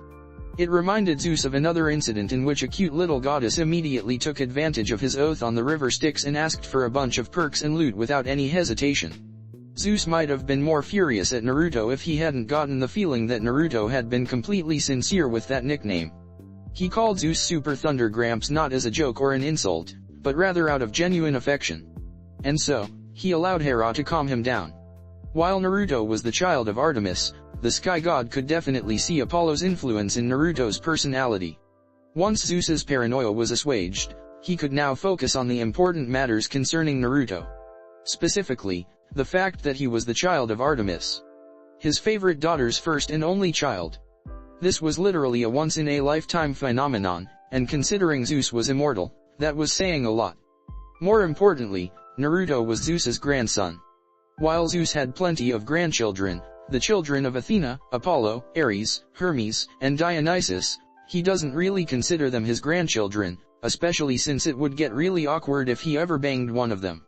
However, Naruto was different. After all, there hasn't been a single child of Artemis in all of history. Perhaps it was the novelty of him being a son of Artemis, perhaps it was because Artemis was his favorite daughter, perhaps it was just Naruto's natural presence and personality. Or maybe it was just because Zeus knew that once Naruto dies, there will never be another child of Artemis, so he has to make this one count. Whatever the case, Zeus truly considered Naruto to be family. Unfortunately, their relationship had started on a sour note. Namely, the vote started by Zeus to blast Naruto out of existence. From a strategic point of view, it made sense. He was the king of Olympus, and Naruto was an unknown, highly dangerous threat. It would be remiss of him to not even consider the possibility that Naruto might betray them all. However, he doubted the demigod saw it that way. Heroes always did get hung up on the smallest things. On top of that, Zeus didn't exactly know how to act around Naruto. His typical stern persona was out of the question. After all, as the father of Hermes, Zeus recognized a prankster when he saw one, and Naruto gave off a positively foxy air. He felt bad for Chiron, he really did. Being his usual strict, prim, and serious self, in other words, acting like he has a 10-foot pole stuck up his ass, was practically asking Naruto to try to dislodge it with the application of explosives, paint, and sparkles. With his clones and illusions, Naru actually had a chance of getting away with it. He certainly had enough guts, or suicidal bravery, to actually prank the king of Olympus. Worst part was, if Naruto did successfully prank Zeus, Hermes would probably take it as a challenge. Zeus did not want another prank war to be started on Olympus with him right in the middle. Zeus needed a plan. And to create a plan, he needed information. And so, it was with a heavy heart that Zeus turned away from the 2 gorgeous nymphs he was flirting with, got Dionysus to magically sober him up, excused himself from the party, and went to find his elder sister Hestia. She would know what to do. Hestia looked pleasantly surprised that Zeus actually wanted to get to know Naruto, that he considered him to be family. She had laughed, when Zeus confessed that it's been so long since he's interacted with a demigod. Aside from be stern and scary, he'd forgotten how to act. She then said just 3 words of advice. Just be nice. Zeus blinked at her suggestion. Just be nice. Seeing his reluctance, Hestia then offered to bake him some cookies. Zeus accepted her offer. Obviously, not even monsters would turn down her cookies. Zeus's palace was large, grand, and lavish. Like his cabin at Camp Half-Blood, he prioritized imag over function. Deeper inside, however, there was a living room, a kitchen, and a television. They settled down on the couch, eating the baked goods and discussing everything that's happened in the last few days. Strangely enough, while they had been in the middle of discussing Percy's fight against Thalia during the Capture the Flag game, the doors had been blasted off its hinges and Hera stormed into the room, power and anger radiating off her in waves. Zeus spotted a piece of paper in her clenched fist. After looking around the room confusedly and muttering something about false alarm and stupid anonymous tips, she had left, but not before taking a few cookies. Zeus and Hestia looked at each other in bewilderment before shrugging. They talked all throughout the night. Gods didn't need to sleep, and before they knew it, it was already dawn. It was showtime. Zeus sent a message to Artemis telling her to bring Naruto and meet him here. Hestia left, but not before giving him one last bit of help, which Zeus was eternally grateful for. However, he failed to hear Hestia's whispered words to herself. I put him in a good mood. Everything is up to you now, Naruto. Good luck. Artemis and Naruto appeared in a flash of silver light, both of them looking nervous, though they hid it well. Zeus stood in front of them, letting a trickle of his power leak out just for dramatic effect. He leaned down and looked Naruto in the eyes. Silver is the same color as the moon. Hestia's words echoed in his head as he deliberated on what to do. Just be nice. It was an inconceivable notion. He was the king of Olympus, the god that had to set an example for everyone else. Openly displaying affection wasn't his style. And yet, just be nice. The Titans were returning. If they managed to actually overthrow Olympus, then Zeus may never get a chance again. It wasn't as if he enjoyed being stern and unsmiling all the time, contrary to popular belief. Just be nice. Sure, why not? And so Zeus smiled, reaching out and ruffling Naruto's hair, an action he hadn't done in, oh gods. It's been so long, he'd already forgotten. Back when Hermes was still a child. Once, Zeus hadn't always been so strict and stern. Once, he'd been more relaxed and carefree. He missed it. Perhaps this wasn't such a bad idea after all. XXX in both his previous and current life, Naruto had been in countless situations where things go catastrophically wrong. Whether it's Madara single-handedly massacring the entire allied shinobi forces or Apollo making a 1 HP comeback and chaining a 27-hit combo, Naruto was used to dealing with sudden clusterfucks. However, he wasn't exactly sure how to react when something goes catastrophically right for once. I don't sense any negative emotions. Kurama said flatly. None at all. He's being completely genuine here. But that makes no sense. He's not supposed to be like this. Kurama snorted. No kidding. Last I checked, Zeus was supposed to be this arrogant version of Danzo with family issues even worse than the accursed Uchiha, not this nice old man who ruffles your hair and acts all pleasant. So tell me, Naruto. How did you mess up so spectacularly in your intelligence gathering? Well, I admit, most of what I know about Zeus, I found out through Apollo and the old myths hold that thought. The old myths? The same unreliable, inaccurate, inconsistent old myths? Maybe? Although I suppose Apollo can be considered an accurate source, so at least you didn't completely screw that up. Naruto was silent for a moment. Naruto? Kurama said slowly. Why do I get the feeling that you're not telling me everything? Well, the only time Apollo really talked about his father was when he was complaining about him. Kurama took a deep, calming breath. So you're telling me, he began dangerously, that everything you know about Zeus, everything you told me about Zeus, came from wildly biased and inaccurate sources? I mean, the myths aren't that inaccurate, you know? Since all myths have a basis in truth, Naruto defended weakly. Holy sage, Kurama muttered. First of all, I've seen my myths. If you think me transforming into a beautiful fox girl has a basis in truth, then you're insane.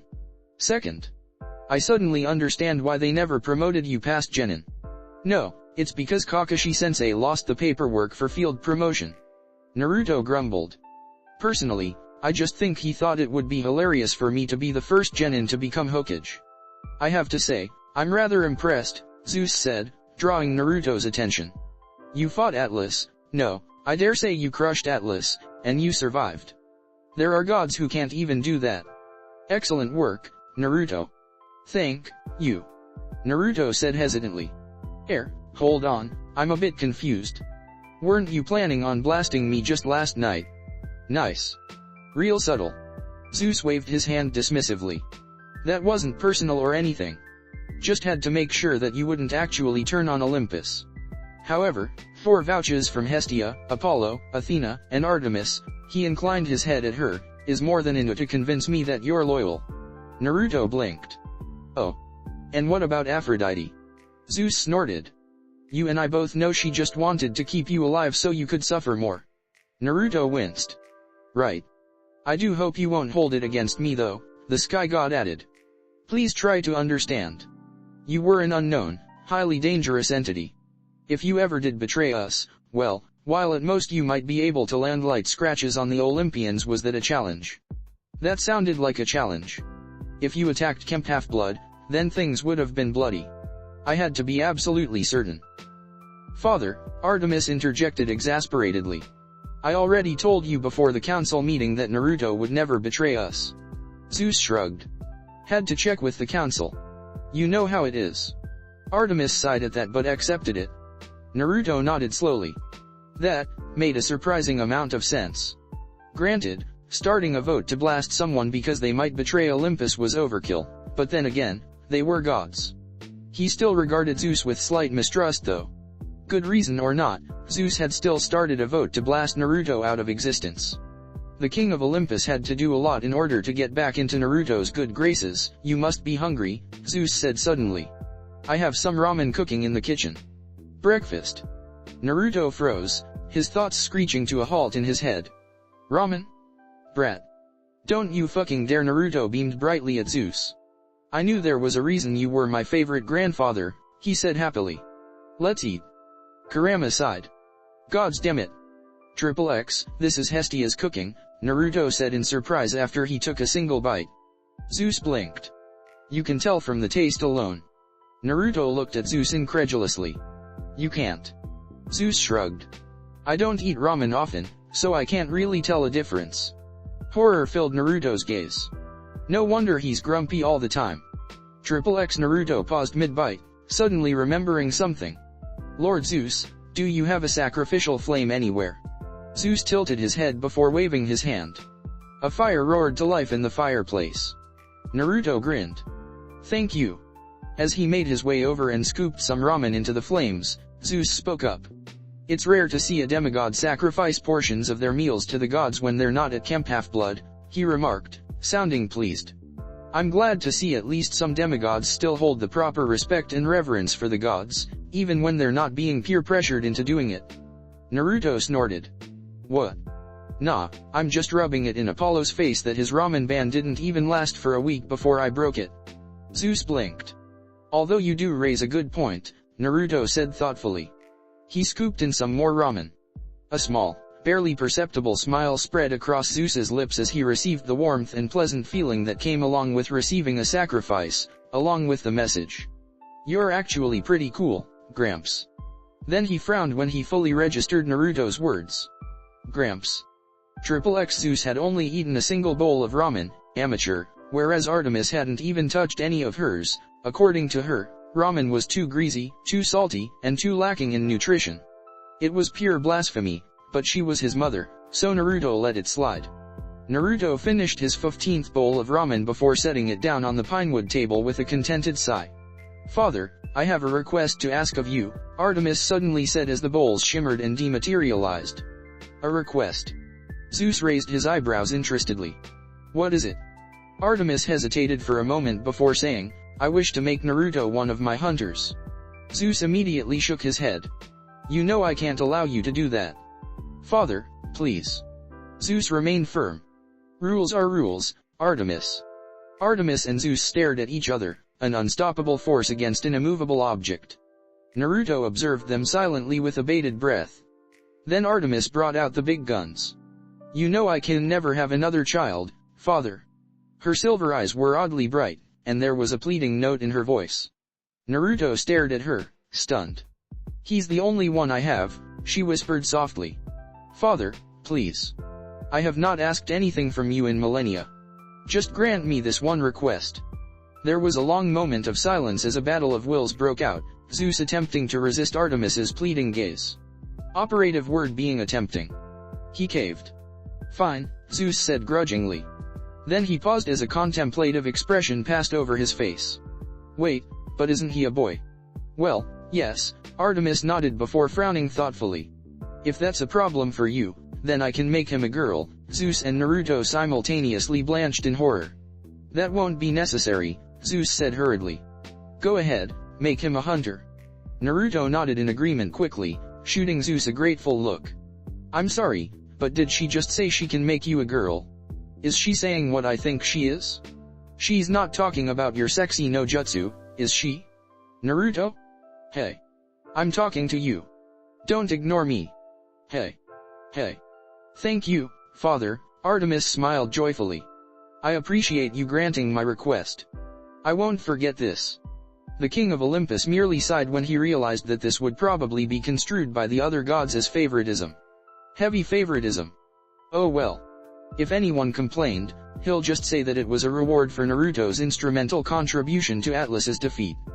Besides, there was also the fact that Zeus had never really mastered the art of saying no to Artemis. XXX, Lord Zeus, can I level with you for a moment? Naruto spoke up, his silver eyes uncharacteristically serious. Zeus inclined his head, furrowing his brows slightly when he realized Naruto actually called him Lord Zeus. Go ahead. Naruto hesitated for just a moment before a steely look entered his eyes. Please be a better father to Thalia, he said bluntly. An absolute silence descended over them. Zeus blinked slowly. What did you just say? Why do I even try? Kurama bemoaned. I give you my chakra, I use all my knowledge and power to keep us alive and well, then you go ahead and pull suicidal shit like this. Artemis stared at Naruto incredulously with wide eyes. A moment later, Naruto felt a presence enter his mind. Naruto, whatever you're doing, please stop. Now. Naruto ignored them both. He leaned forward, resting his elbows on the table while staring intently at Zeus. See, Thalia's my friend, he said. And I care about her. She's suffering, you know. While she may not outwardly show it, she suffers because you're not in her life. He thought back to how Thalia had reacted to Bianca receiving the gift and note from Hades. The expression on her face, the hurt in her eyes. The ancient laws, don't give me that, Naruto interrupted, cutting Zeus off. The ancient laws may forbid direct interaction, but you are more than allowed to indirectly interact with her. Poseidon and even Hades sent their children gifts and encouraging messages. They restricted by the ancient laws just like you are, but at least they try. Meanwhile, you're here doing nothing, not acknowledging her existence in any way. For Tartarus's sake, have you even spoken to her before yesterday? Zeus hesitated, and that was all the confirmation Naruto needed. Lord Zeus, you need to understand that Thalia thinks you don't care about her. Do you have any idea how much it hurts when it feels like your parent doesn't care about you? Off to the side, Artemis gave an imperceptible flinch. The sky god narrowed his eyes. Of course I care about her. I just can't show as much love as the other Olympians because I am the king of the gods. As the leader, I must set an example. If you want to set an example, that's completely fine, Naruto responded. Just don't do it at the expense of your daughter. Lightning formed in Zeus's palm. Artemis tensed up and Kurama growled in his mind. Blast me if you want, Naruto said, staring defiantly at Zeus. But it's the truth. Look, I'm not telling you to call her Peanut and give her piggyback rides or anything. But at least talk to her, you know? Show that she's not wrong for risking her life to defend the gods, show that her father actually loves her, show that you care. Zeus studied him for several long moments.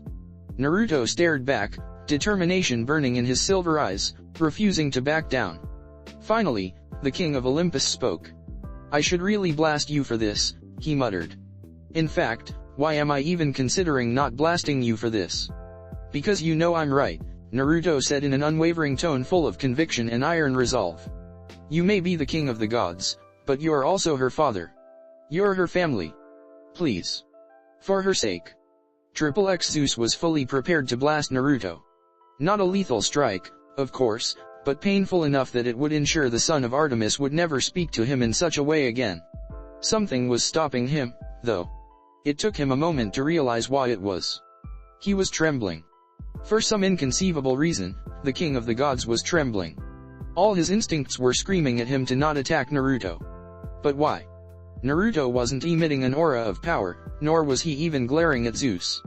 He was just sitting there calmly, completely relaxed despite the raw lightning in Zeus's hand, his silver eyes full of determination and weight. Since when did Naruto have cross-shaped pupils? Zeus quickly recalled what he had seen in Thalia's memories.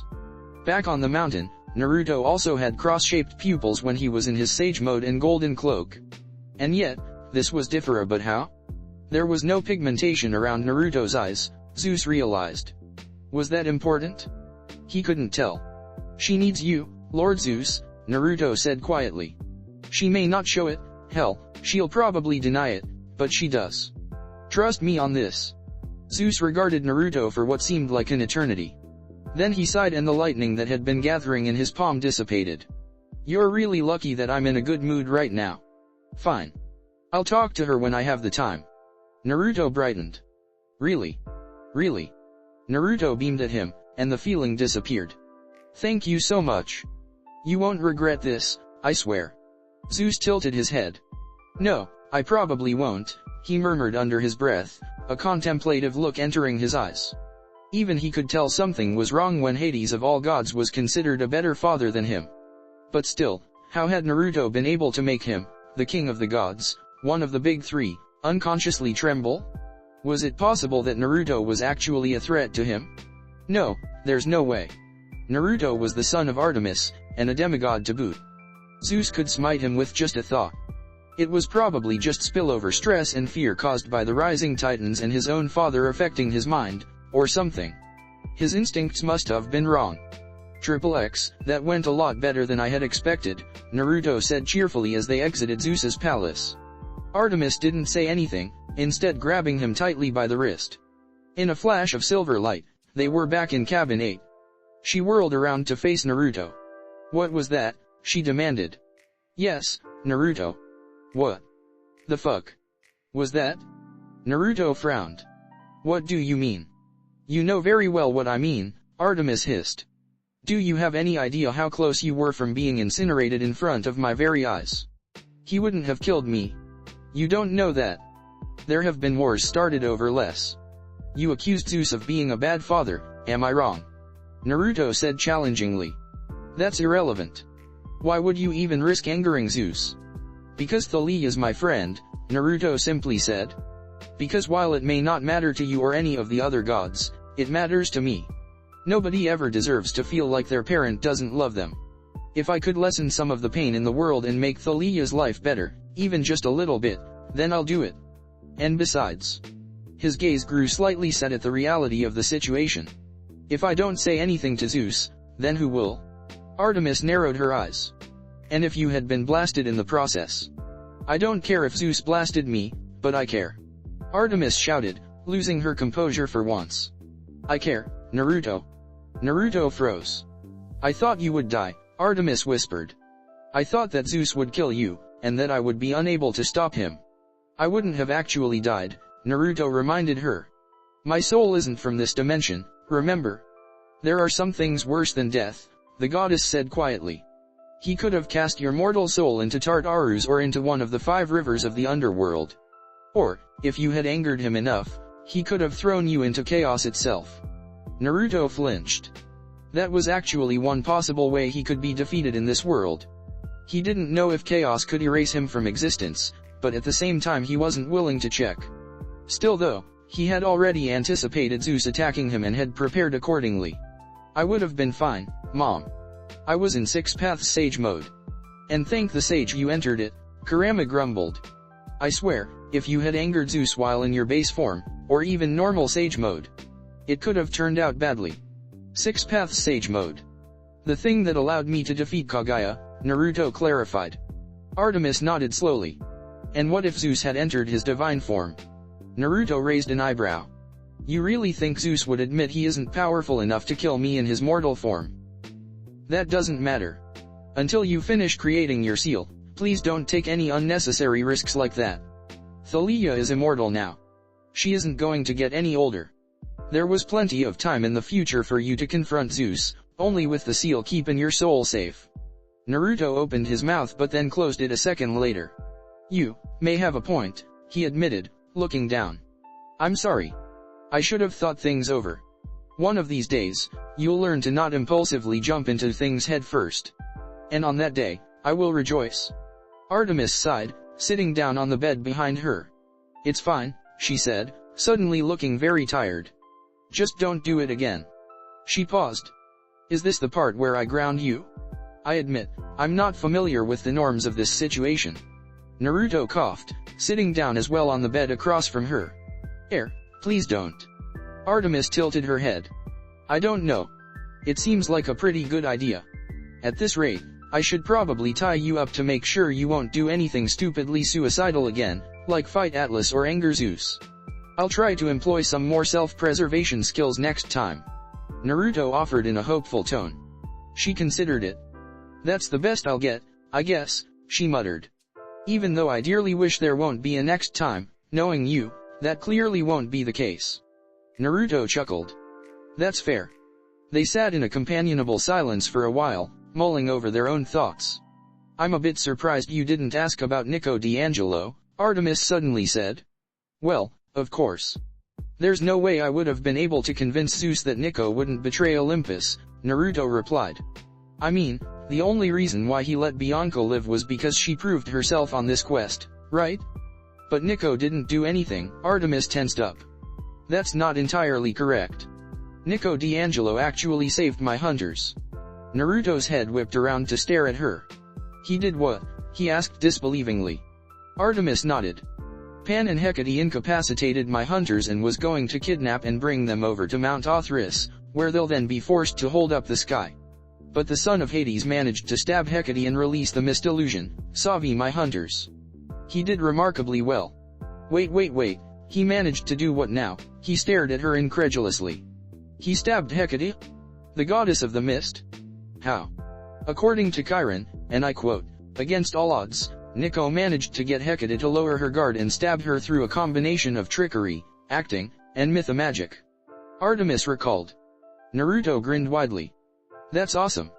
Indeed. He tilted his head confusedly. Wait, then why doesn't Zeus trust him? The goddess shrugged. My father believes that Nico saved the hunters not out of loyalty to Olympus but rather because he wished to get onto my good side, so I'll allow him to see his sister. Even though Nico saved my hunters, there's no guarantee he won't turn traitor in the future. And besides, all we have is Nico's word for what happened. My hunters were all under an illusion and none of the gods could see past Hecate's mist. As such, despite what Nico did, my father still doesn't trust him. Naruto blinked. Seriously? Naruto scowled. I don't get it. Why is he so paranoid about Nico but not about me? I mean, I'm a way bigger threat than Nico, no offense to him. What? Artemis looked confused. No, you're not. Mom. Have you, forgotten about my chakra? I know Nico's the son of the big three and all, but that has nothing to do with it. Artemis shook her head. Nico is a bigger threat to the world than you are because of the great prophecy. Not to mention how he's the son of Hades, and you know how Olympus feels about Hades. It is literally prophecies, written in fate, that a child of the big three would either save Olympus, or destroy it. Olympus to preserve or raise. I see, Naruto said with dawning realization. To Zeus, I'm just a normal demigod. A powerful demigod, but a demigod nonetheless. It wouldn't even occur to him that I might be able to defeat the Olympians in battle. But Nico is someone who has the potential to end Olympus itself.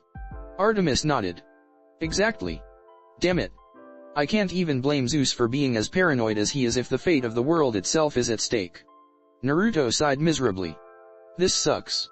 This really sucks. I don't even know what to do now, since if Nico even steps out into the mortal world and Zeus sees him, he'll just get blasted.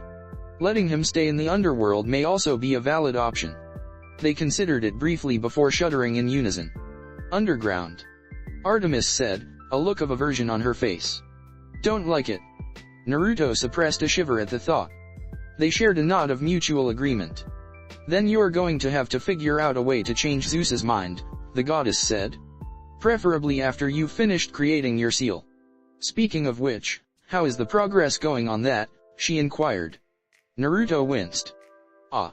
It's going pretty well, he said unconvincingly. Artemis raised an eyebrow. Kurama? Do you agree with Naruto's assessment? Naruto felt her presence enter his mind again, presumably so she could hear Kurama. Kurama snorted. Hell no. See, when he came up with his genius plan of sealing his soul into his body, he failed to take into account the small, unimportant fact that we don't know how to create seals. We do. Naruto protested. A vague idea does not count, Kurama snapped. At this point, we're just blindly fumbling along and hoping for the best. Hey, we already decided to reverse engineer the 8 trigrams seal and extract the parts that involve sealing the soul. We did, but that requires time and lots of experimentation. So far, we've made minimal progress. So to answer your question, goddess, things are not going pretty well, Kurama growled. Don't mind him. He's been kinda grumpy lately for no reason, Naruto confided to Artemis. No reason, Naruto, you do realize that I loathe the 8 trigrams seal, correct? Kurama narrowed his eyes. I have analyzed and obsessed over it for 16 long years in order to determine its strengths and weaknesses. Trust me, I do not enjoy having anything more to do with this accursed seal. I actually forgot about that, Naruto said guiltily. If you really hate it that much, then I suppose I can try and work on it by myself. I'd rather you not blow yourself up, Kurama said bluntly. If this new seal will save your life, then it's worth it. But don't blame me if I am a little grumpy. Do you have an estimate for how long it'll take before you finish? Artemis questioned. Probably a month. Maybe 2. Maybe 3. I don't know. Fortunately, Naruto is hyper-intuitive with seals, and I myself have a millennium's worth of knowledge, so it's not impossible. It'll just take some time. Time is something we have, fortunately, the goddess said. It'll likely be several months before the Titans make a move. So as long as Naruto could prevent himself from pissing off any more gods or Titans in that time, then we'll be good, Kurama summarized. Precisely. Anyway, I need to return to my hunters now. Artemis stood up. Can I come with? Naruto asked, standing up as well. Artemis hesitated. Give it another day or two, please. Thalia, Zoe, and Bianca are making progress, but, well, it's going slowly. XXX, but he's a male, Phoebe frowned. Holy Zeus. Thalia threw her hands up in frustration. Yes, he's a male. No, he's not arrogant or brutish or cowardly or rude or disrespectful or conceited or haughty. No, we're not under an illusion or a mind-controlling spell. Yes, he's the son of Artemis. Yes, he lived with Apollo. No, he's not going to flirt with you. We already went over this 5 times. Are you sure? Another hunter, Psyche, asked. Perhaps he dosed you with a poison that caused you to hallucinate all his good qualities. I can't. Zoe, Bianca, good luck with this. I'm done. XXX, on top of that, Artemis continued, their general dislike of males seems to have increased since the last time I saw them. Naruto frowned. What? Why? Artemis shrugged. They refused to say, although they did heavily imply it was Nico D'Angelo's fault. Much to Bianca's confusion. Naruto's frown deepened. What exactly did Nico do to them? But don't worry, the goddess asked hastily. They'll come around soon once they get over their initial shock and disbelief. You know, you could always just let me talk to them, Naruto offered. I'm pretty good at making friends. Artemis frowned. Naruto, my hunters aren't exactly the friendly sort. I doubt even you can become friends with them. Kurama began laughing hysterically in Naruto's mind at that. She thinks, he gasped, she thinks being unfriendly is enough to stop you from making friends. Artemis looked confused, but before she could ask him to elaborate, Naruto spoke. Alright then, he said, shrugging, easily accepting Artemis's decision. I did want to talk to the campers and Chiron again. A mischievous glint appeared in his eyes. Besides, I still have some unfinished business with the Stahl twins. Artemis took one look at his devious grin and gave a mental shudder, silently sending an apology to Chiron. Just don't do any permanent damage to the camp, please, she requested. You will not believe how passive-aggressive the centaur can get. When the camp burned down last time, well, let's just say I did not have a fun few months. Naruto snickered. You know, Chiron actually snapped last night. He really needs a vacation. That I agree with. But the thing is, Artemis's gaze softened as respect flickered in her eyes. He cares too much about the campers to take a break. After all, every minute he spends sunbathing in Hawaii is a minute he could be using to train a demigod to ensure that they won't die. He might complain about paperwork and the stupidity of heroes, but in the end, all that truly matters to the teacher of heroes is his students returning to him alive and well. Naruto was silent for a moment. You say that as if you know him very well, he noted. Artemis chuckled. It's a well-known fact that Chiron is the teacher of heroes. But have you ever wondered who had taught him? Naruto's eyes widened in revelation. Wait, you were Chiron's teacher? My brother and I were, she confirmed, amusement in her gaze. Apollo and I taught him everything he knows about combat, mostly archery, with some swordsmanship, hunting, and medicine. We still remain in correspondence with him. Wow. Naruto blinked. Artemis nodded. Indeed. She began to glow a bright silver light. One more thing, he called, his brow furrowing in thought. She paused, waiting for him to speak. Why didn't you just tell Zeus that I don't possess a single drop of mortal blood, and therefore the ancient laws don't apply to me? Artemis's lips quirked up into an amused smile. To tell you the truth, I just wanted to see if I could still manage to persuade my father. And, well. Her smile widened. It looks like I've still got it. Naruto laughed. XXX, Naruto, there you are. Naruto turned around to see Annabeth running up to him. Hey Annabeth, he greeted with a smile. What's up? There's a post-quest counselor meeting. We've been looking for you, she told him. Come on, let's go. Have you had breakfast yet? He nodded. Yup, he said as he followed after her. They sprinted across Camp Half-Blood. I never really had a chance to introduce myself, Annabeth said. I'm Annabeth Chase, the daughter of Athena. It's nice to meet you.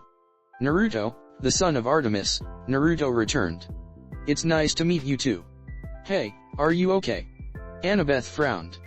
What do you mean? You know, the quest.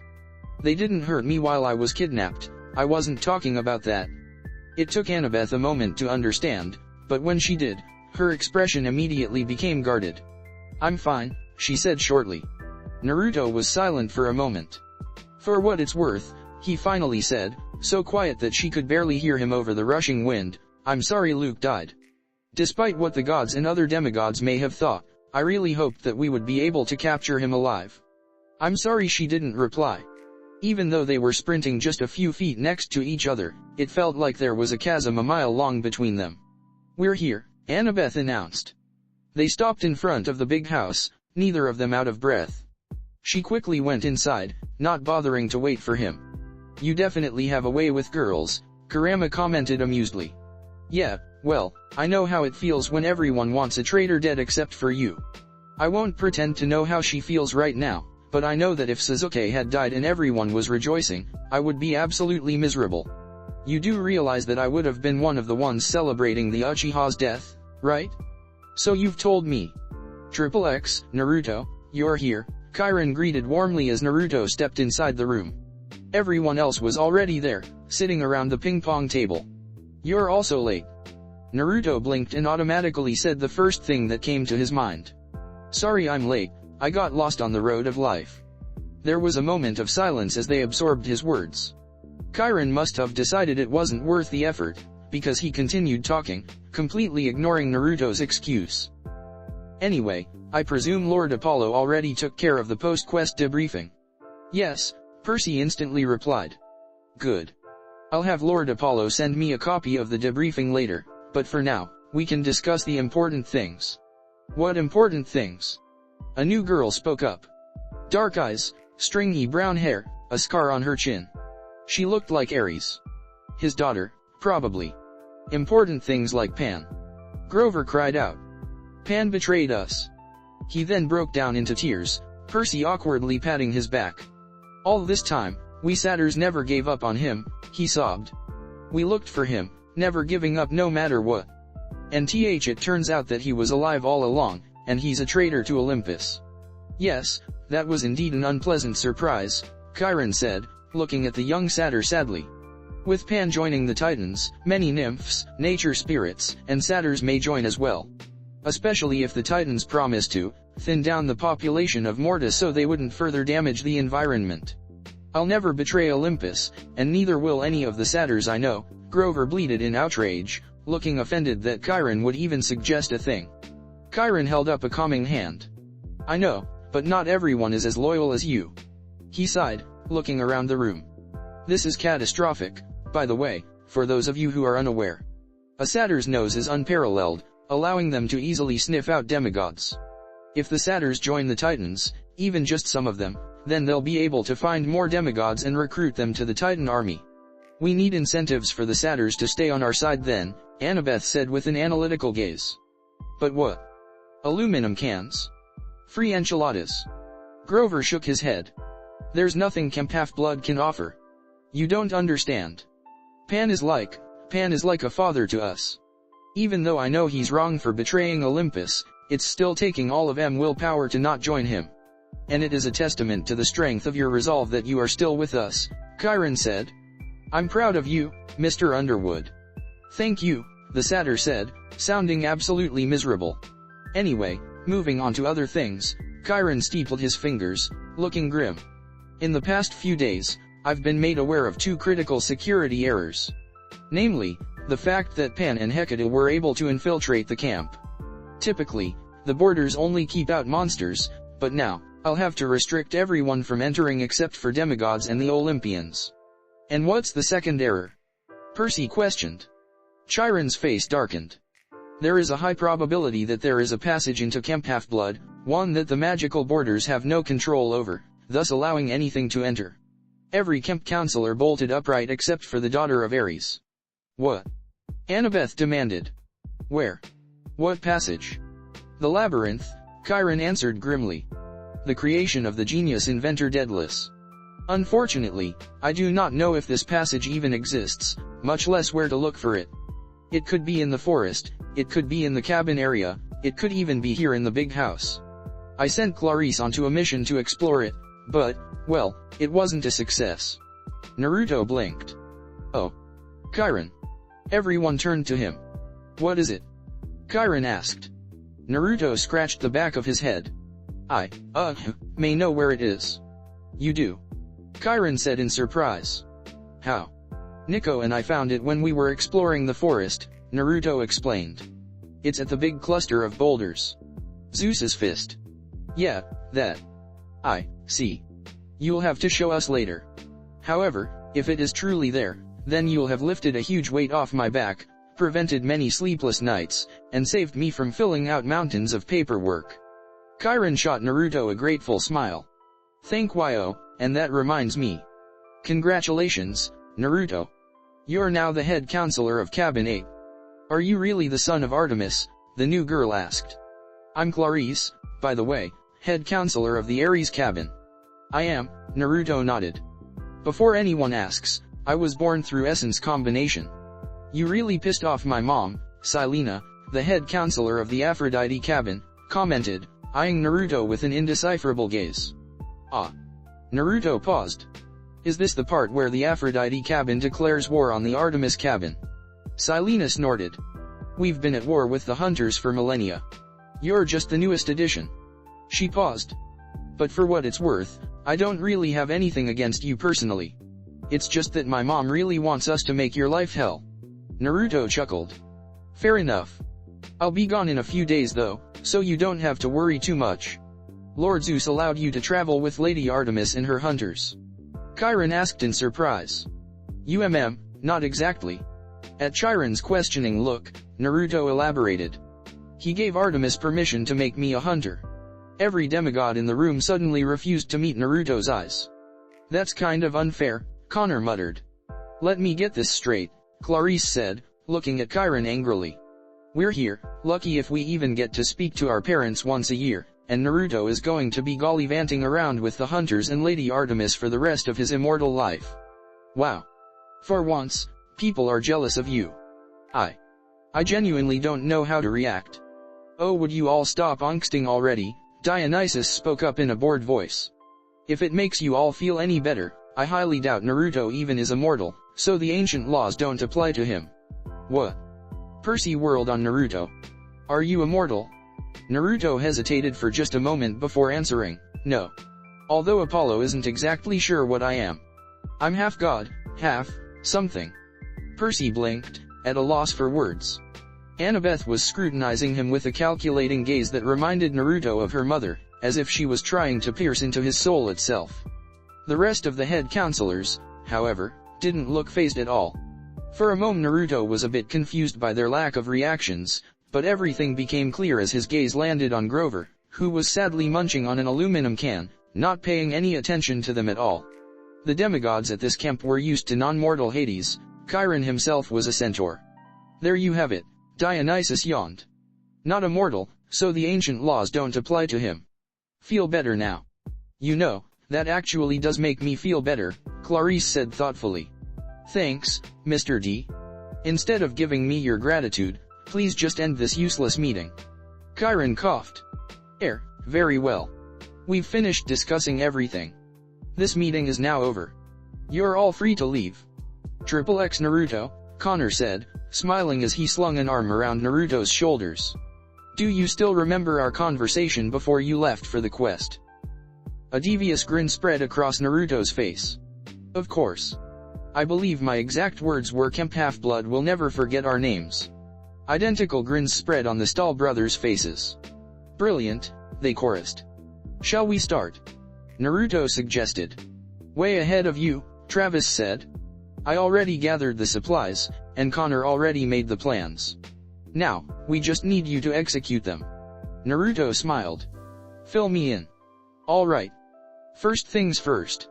XXX it had been an interesting day at Kemp Half-Blood, Chiron reflected.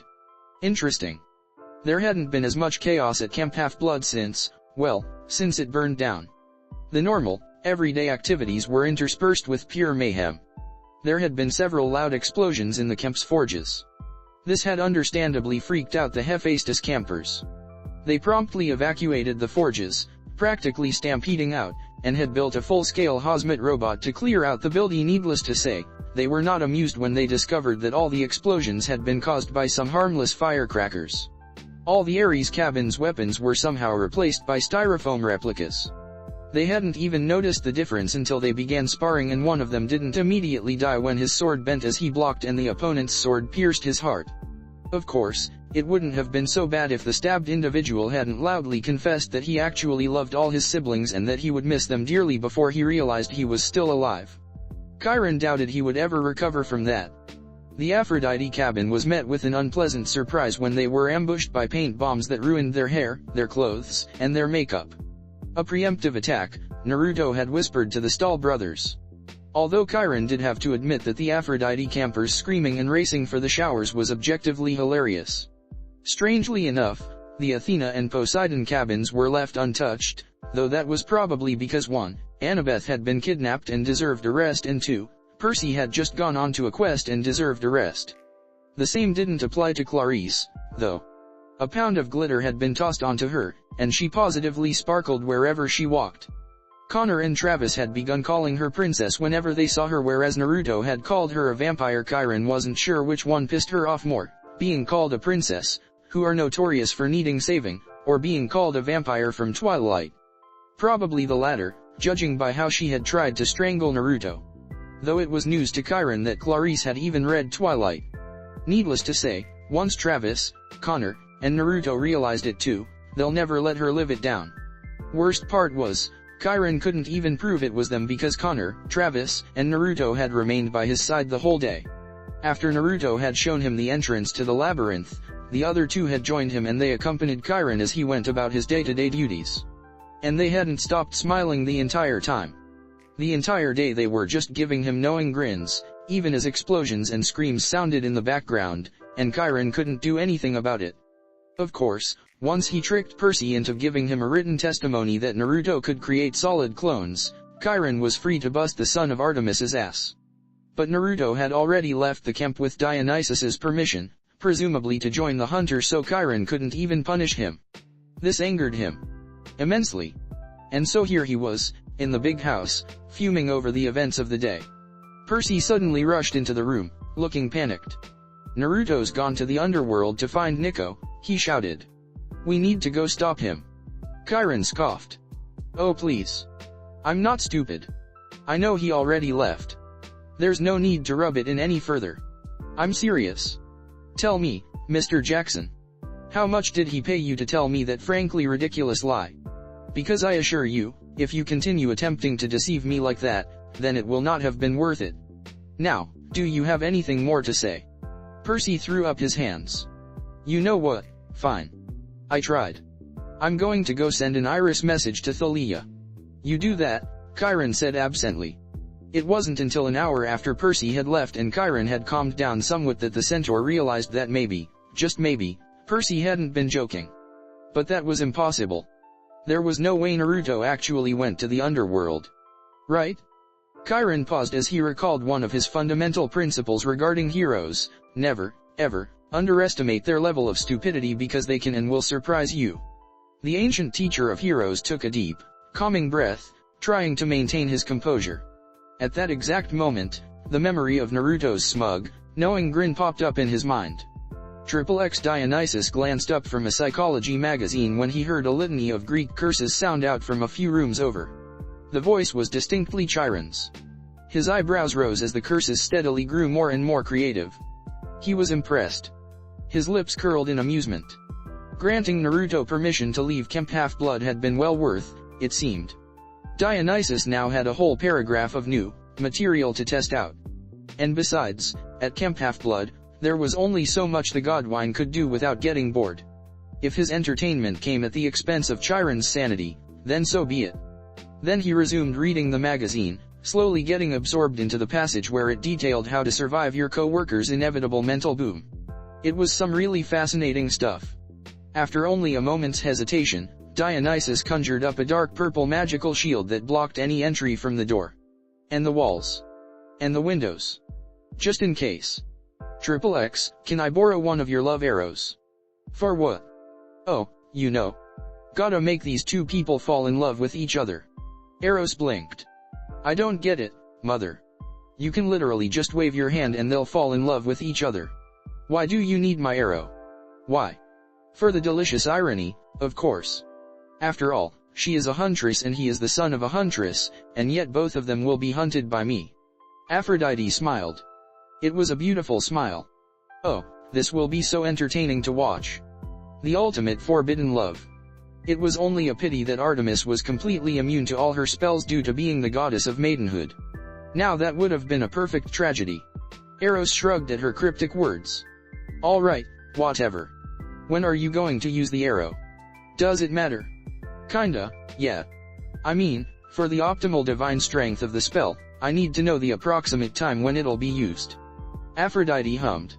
Yesterday was the 21st, the winter's solstice. You know what, I'll use the arrow on Christmas, 3 days from now. She smiled sweetly. It'll be my Christmas present to the two of them. I can't imagine a situation where Naruto doesn't confront Zeus about the situation with Thalia. The smart thing to do would have been to keep his mouth shut and not anger Zeus, but that wouldn't have been the Naruto Uzumaki thing to do. He cares too much about his friend and the concept of family to stay quiet.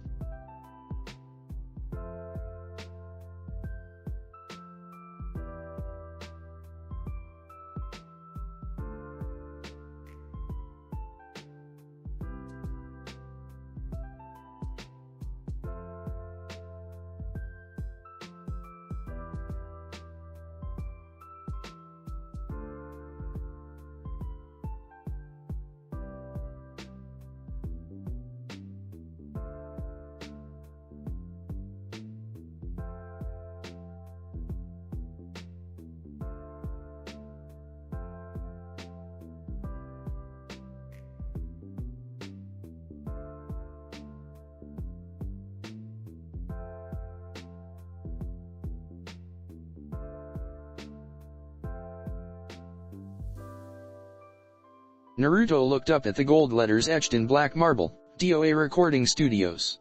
It was beautiful calligraphy, elegant handwriting that could only be described as perfect. Underneath, stenciled on the glass doors in the same font, no solicitors. No loitering. No living. Underneath that, stenciled in really bad handwriting, no Hephaestus. No musicians. No Apollo. No Hera. No Hermes unless on legitimate business. And so on. There seemed to be hundreds of names, Naruto not recognizing most of them. The etches appear to have been added on over time, some looking older than the others. The most recent one appeared to be, Children of Zeus, welcome. Special arrangements shall be made.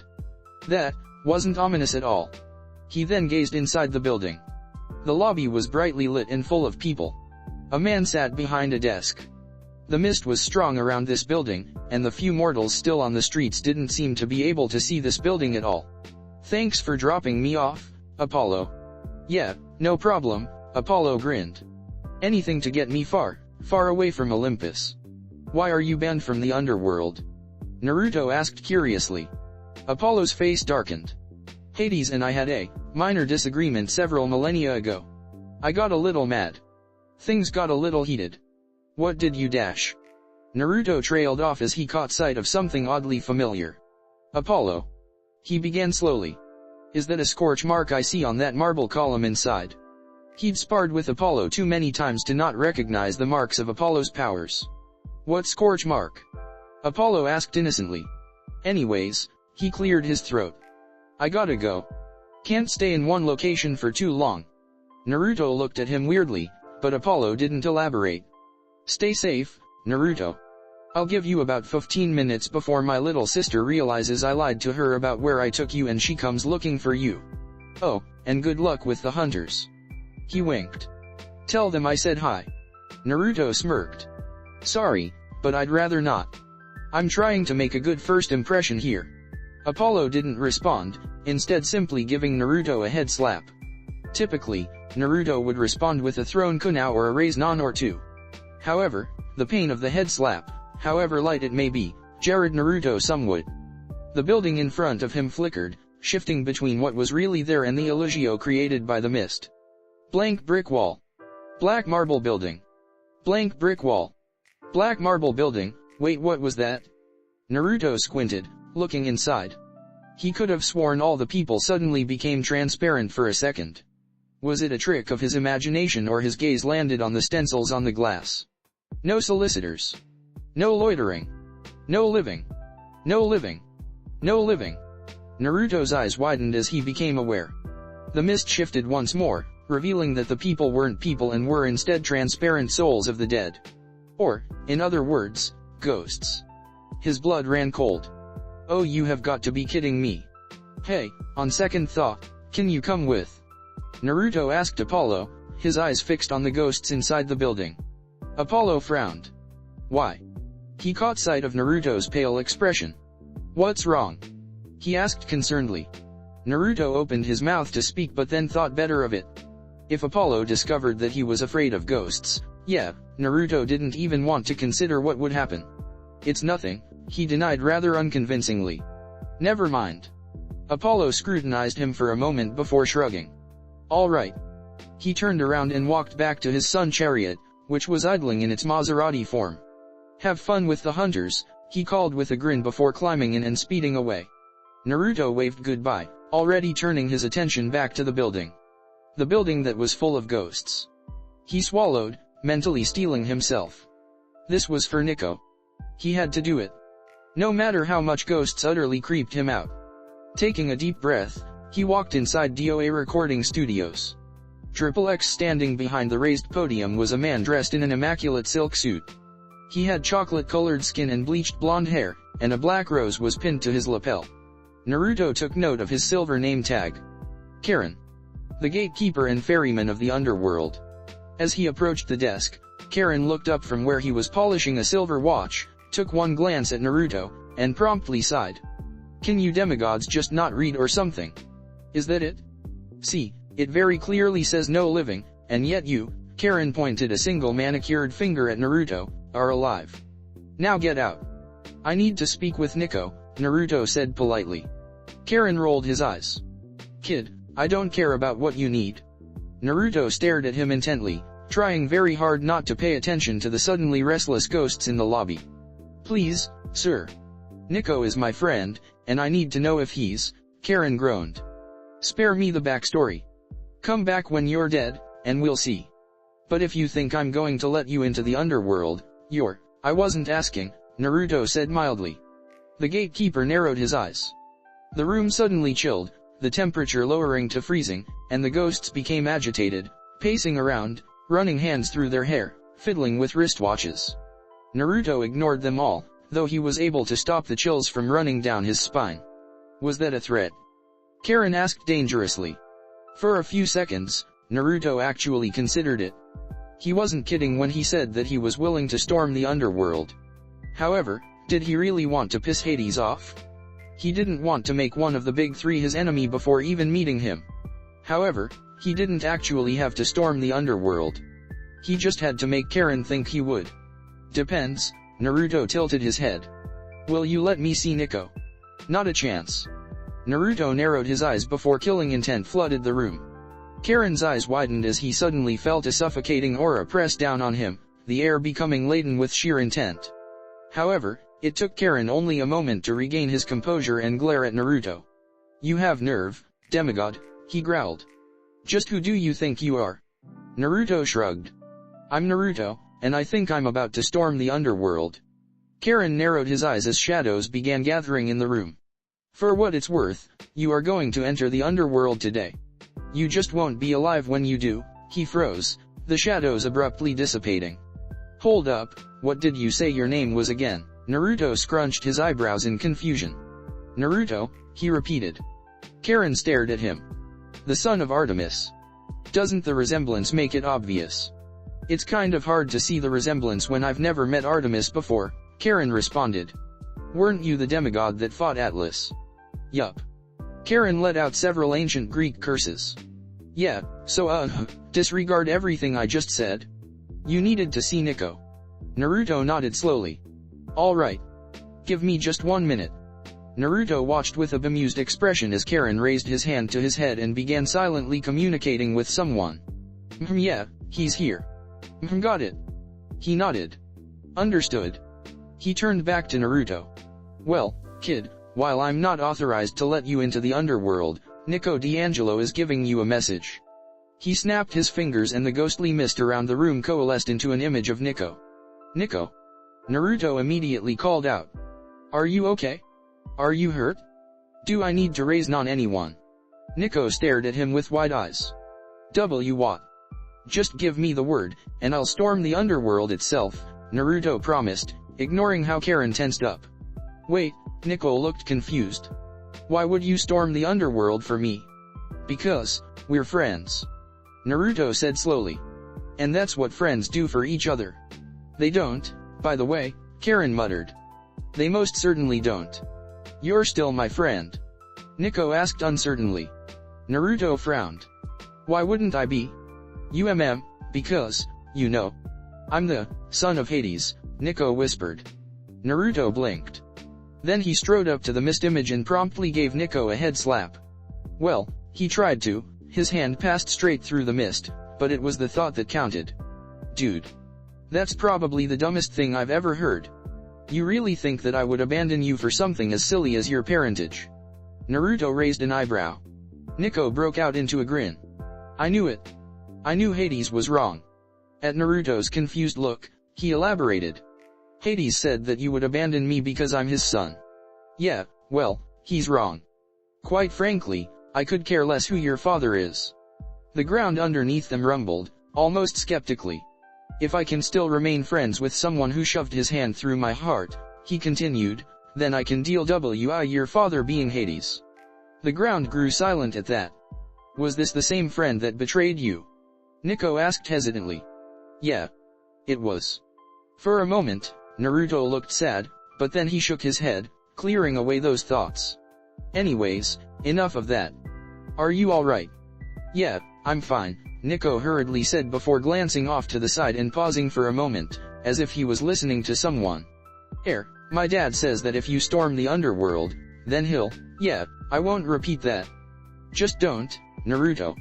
There's no need. Hades isn't all that bad, actually. He's pretty nice. Oh, thank the gods, the son of Artemis breathed a sigh of relief. I wasn't looking forward to assaulting the underworld. Being underground is already bad enough. Being surrounded by ghosts. Not a big fan, I'll admit. He suddenly brightened. Hey, the way, I heard about how you saved the hunters. He grinned. You were awesome. Nico grinned back. I know, right? My entire victory was owed to Mythomagic. Clearly, it's the superior card game by far. Naruto chuckled. I don't have much time right now, but later, you'll have to tell me all about it. Why don't you have time right now? Nico frowned. Naruto scratched the back of his head. I'm not exactly supposed to be here, you see. I'll give it maybe 2 minutes before Artemis arrives and drags me away. What? Nico and Karen exclaimed in unison, the former looking worried and the latter looking flat out terrified. Naruto waved away their concerns. Nah, it'll be fine. She just doesn't want me accidentally pissing off Hades and making an enemy of the big three. He paused. Speaking of which, thank you, Lord Hades, for taking care of Nico. The ground rumbled appreciatively. Anyways, I should get going now. I don't want to get my mother banned from DOA recording studios as well, Naruto chuckled amusedly. I'll try to get the situation resolved with Zeus as fast as I can so you can come out of the underworld again. Oddly enough, Nico's face darkened at the mention of Zeus's name. Yeah. Naruto furrowed his brows in concern. Everything alright? Yeah, I'm fine. Nico was clearly not fine. He was trying to hide his emotions, but he was an untrained civilian, not a seasoned shinobi, and so Naruto could easily see through his facade. The son of Hades was furious. For some reason, just mentioning Zeus's name seemed to send him into a rage. It made sense though. Naruto would be mad too if he was in Nico's position. If you ever need to talk, I'm here for you, Naruto offered sincerely. Nico gave a small smile. Thanks, Naruto. He paused. Hey, you're joining the hunters now, right? At Naruto's nod, he continued. Can you please keep Bianca safe? Of course, Naruto smiled. Don't worry, Nico. I won't let anything happen to her. I promise. Good. Nico nodded, looking reassured. Bye, Naruto. See ya. The ghostly mist dissipated. Anything else you need, kid? Because if not, scram. I do not want an angry goddess rampaging in my lobby. Naruto snickered. Alright. As he made his way over to the exit, Naruto jumped slightly when two ghosts materialized at the door. Newly deceased. They were accompanied by a man who practically radiated power.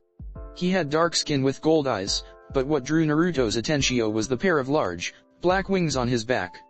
Belatedly, Naruto realized the man was staring directly at him, examining him with a frown that was simultaneously thoughtful and confused. Excuse me, the man called out in a deep, cultured voice as Naruto walked past him. Naruto stopped, turning to face the man. Yeah. Golden eyes met silver, and Naruto couldn't help but feel slight unease. All his instincts were on high alert and the hairs on the back of his neck were standing up. It was the same feeling Naruto got whenever he was in a life or death situation, as if he was staring down death itself. Oh wait. Given the context of the situation. Evening, the man inclined his head. I am Thanatos, the god of death. You are Naruto, the son of Artemis. It was not a question. Naruto nodded slowly. I am. It's, nice to meet you. Thanatos gazed at him with an indecipherable expression for a few more seconds. Interesting. He finally muttered. It's nice to meet you too, son of Artemis. Have a good night. With that, Thanatos walked past him without another glance. You too. Naruto waved, but when he blinked, Thanatos was already gone. XXX, so you're telling me, Artemis began skeptically, that you've been wandering the streets for the past 20 minutes and enjoying the weather and doing absolutely nothing else. Hey, Los Angeles is an interesting place, and the air is really fresh. Artemis leveled him with an unimpressed stare. And I suppose it's just a mere coincidence that the entrance to the underworld is just a few blocks from here. Naruto shrugged. It's a small world, he replied innocently. Artemis gave a long-suffering sigh. At least tell me that you didn't do anything to get banned from the underworld. I didn't do anything to get banned from the underworld, Naruto dutifully responded. Good. Then there's still hope. They were in the moon chariot, heading back to where the hunters had set up camp. Unlike the sun chariot, which was often in the form of one automobile or the other, the moon chariot was just that, a traditional Greek chariot, albeit one that was made of silver. His brows furrowed as a thought occurred to him. Out of curiosity, is the moon chariot actually the moon? Naruto inquired. And the moon in the sky is just an illusion created by the mist. Artemis nodded. Correct. It's the same with the sun chariot. The mortals believe they've successfully landed on the moon, but in reality, it was a combination of mist and Athena manipulating their data. Naruto tilted his head. Then why can't I see through the illusion? It's an extremely ancient and powerful illusion, Artemis explained. I doubt any demigod could see through it. I see. The goddess then frowned. But are you saying the moon in your old world was just a gigantic rock floating through space? Not exactly. At Artemis's confused gaze, Naruto elaborated. The moon was created by the Sage of Six Paths when he used Six Paths Chibaku Tensei to seal away his mother, Kaguya. The goddess of the moon blinked foolishly, at a rare loss for words. Oh, and Sasuke, and I also created another moon with the same technique, Naruto added as an afterthought. It was how we defeated Kaguya for the second time. Artemis blinked again. Finally, she recovered. You've created an entire moon, she asked incredulously. Naruto grinned. Definitely one of the coolest things I've ever done. Huh. Artemis shook her head in utter bewilderment. And they say Greek mythology is weird, she muttered. Naruto opened his mouth to speak but then paused. That's fair, he admitted. Sometimes, he felt like his life did get a little outlandish at times. XXX yo. My name is Naruto, the son of Artemis. My likes are ramen, forests, and my friends and family. My dislikes are people who hate others, people who seek revenge, and people who cause others pain. My hobbies are destroying Apollo and video games, taking care of plants, and writing. My dream for the future is to protect everyone I care about. It's a pleasure to meet you all. Naruto grinned brightly as he finished his introduction, looking around the clearing. Not that he actually needed to physically look to see their reactions, since he was in a forest and had perfect awareness, but there was a difference between his intuitio telling him their expressions and him seeing it for himself. The hunters of Artemis formed a semicircle around him, 12 in total. Some looked curious, others had unreadable expressions, and one looked outright hostile. Zoe, Bianca, and Thalia were sending him reassuring glances. Artemis was standing at T very back, observing the proceedings calmly. Naruto knew that she wasn't going to interfere. This was all up to him.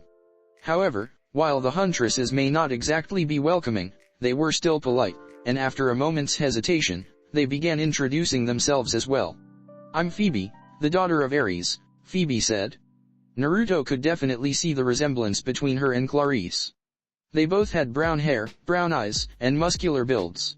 She was glaring at him, and Naruto couldn't help but be reminded of how the IWA shinobi treated their counterparts from Konoha. Katarina, daughter of Hecate. Katarina had red hair and gray eyes. She regarded him casually, her stance relaxed and unconcerned, though Naruto could definitely sense the slight distrust she held for him. Diana stared at him scornfully with blue eyes, long black hair tied up in high pigtails. Naruto recognized her as the girl he had been staring at when Percy was giving him the tour of Camp Half-Blood. Psyche, Hemlock Nymph. Psyche had black hair just a bit lighter than Diana's. Her eyes were an interesting shade of purple. Naruto felt his hopes rise up when she smiled at him sweetly. Hopes that were dashed a moment later by Kurama's words. Yeah, don't let her smile fool you. Her anger is practically tangible. Though it doesn't seem to be focused on you, Percy. Lily, daughter of Demeter. Lily had green eyes and blonde hair tied back in a ponytail. Her face was set in a regal gaze, and she showed no outward emotions when addressing him. Ally, daughter of Eris, a younger girl with snow-white hair and amber eyes, grinned at him. If you try anything funny, I'll take one of your fingers. Even as she delivered the threat, her smile never left her face. Naruto blinked. I'll keep that in mind. Charity, a girl with wild white hair and light sky blue eyes, stared at him, her gaze completely emotionless. Naruto noted how she didn't give her parentage. As the girl looked at him, He felt as if his soul itself was being laid bare under her gaze. She wore a necklace with a red ruby. Belladonna, Ere. The youngest huntress had black hair that turned orange at the tips. Her eyes were a strange pink color. She was also really cute. Then her words registered in his mind. Ere? Weren't those the children of NYX? The spirits of curses?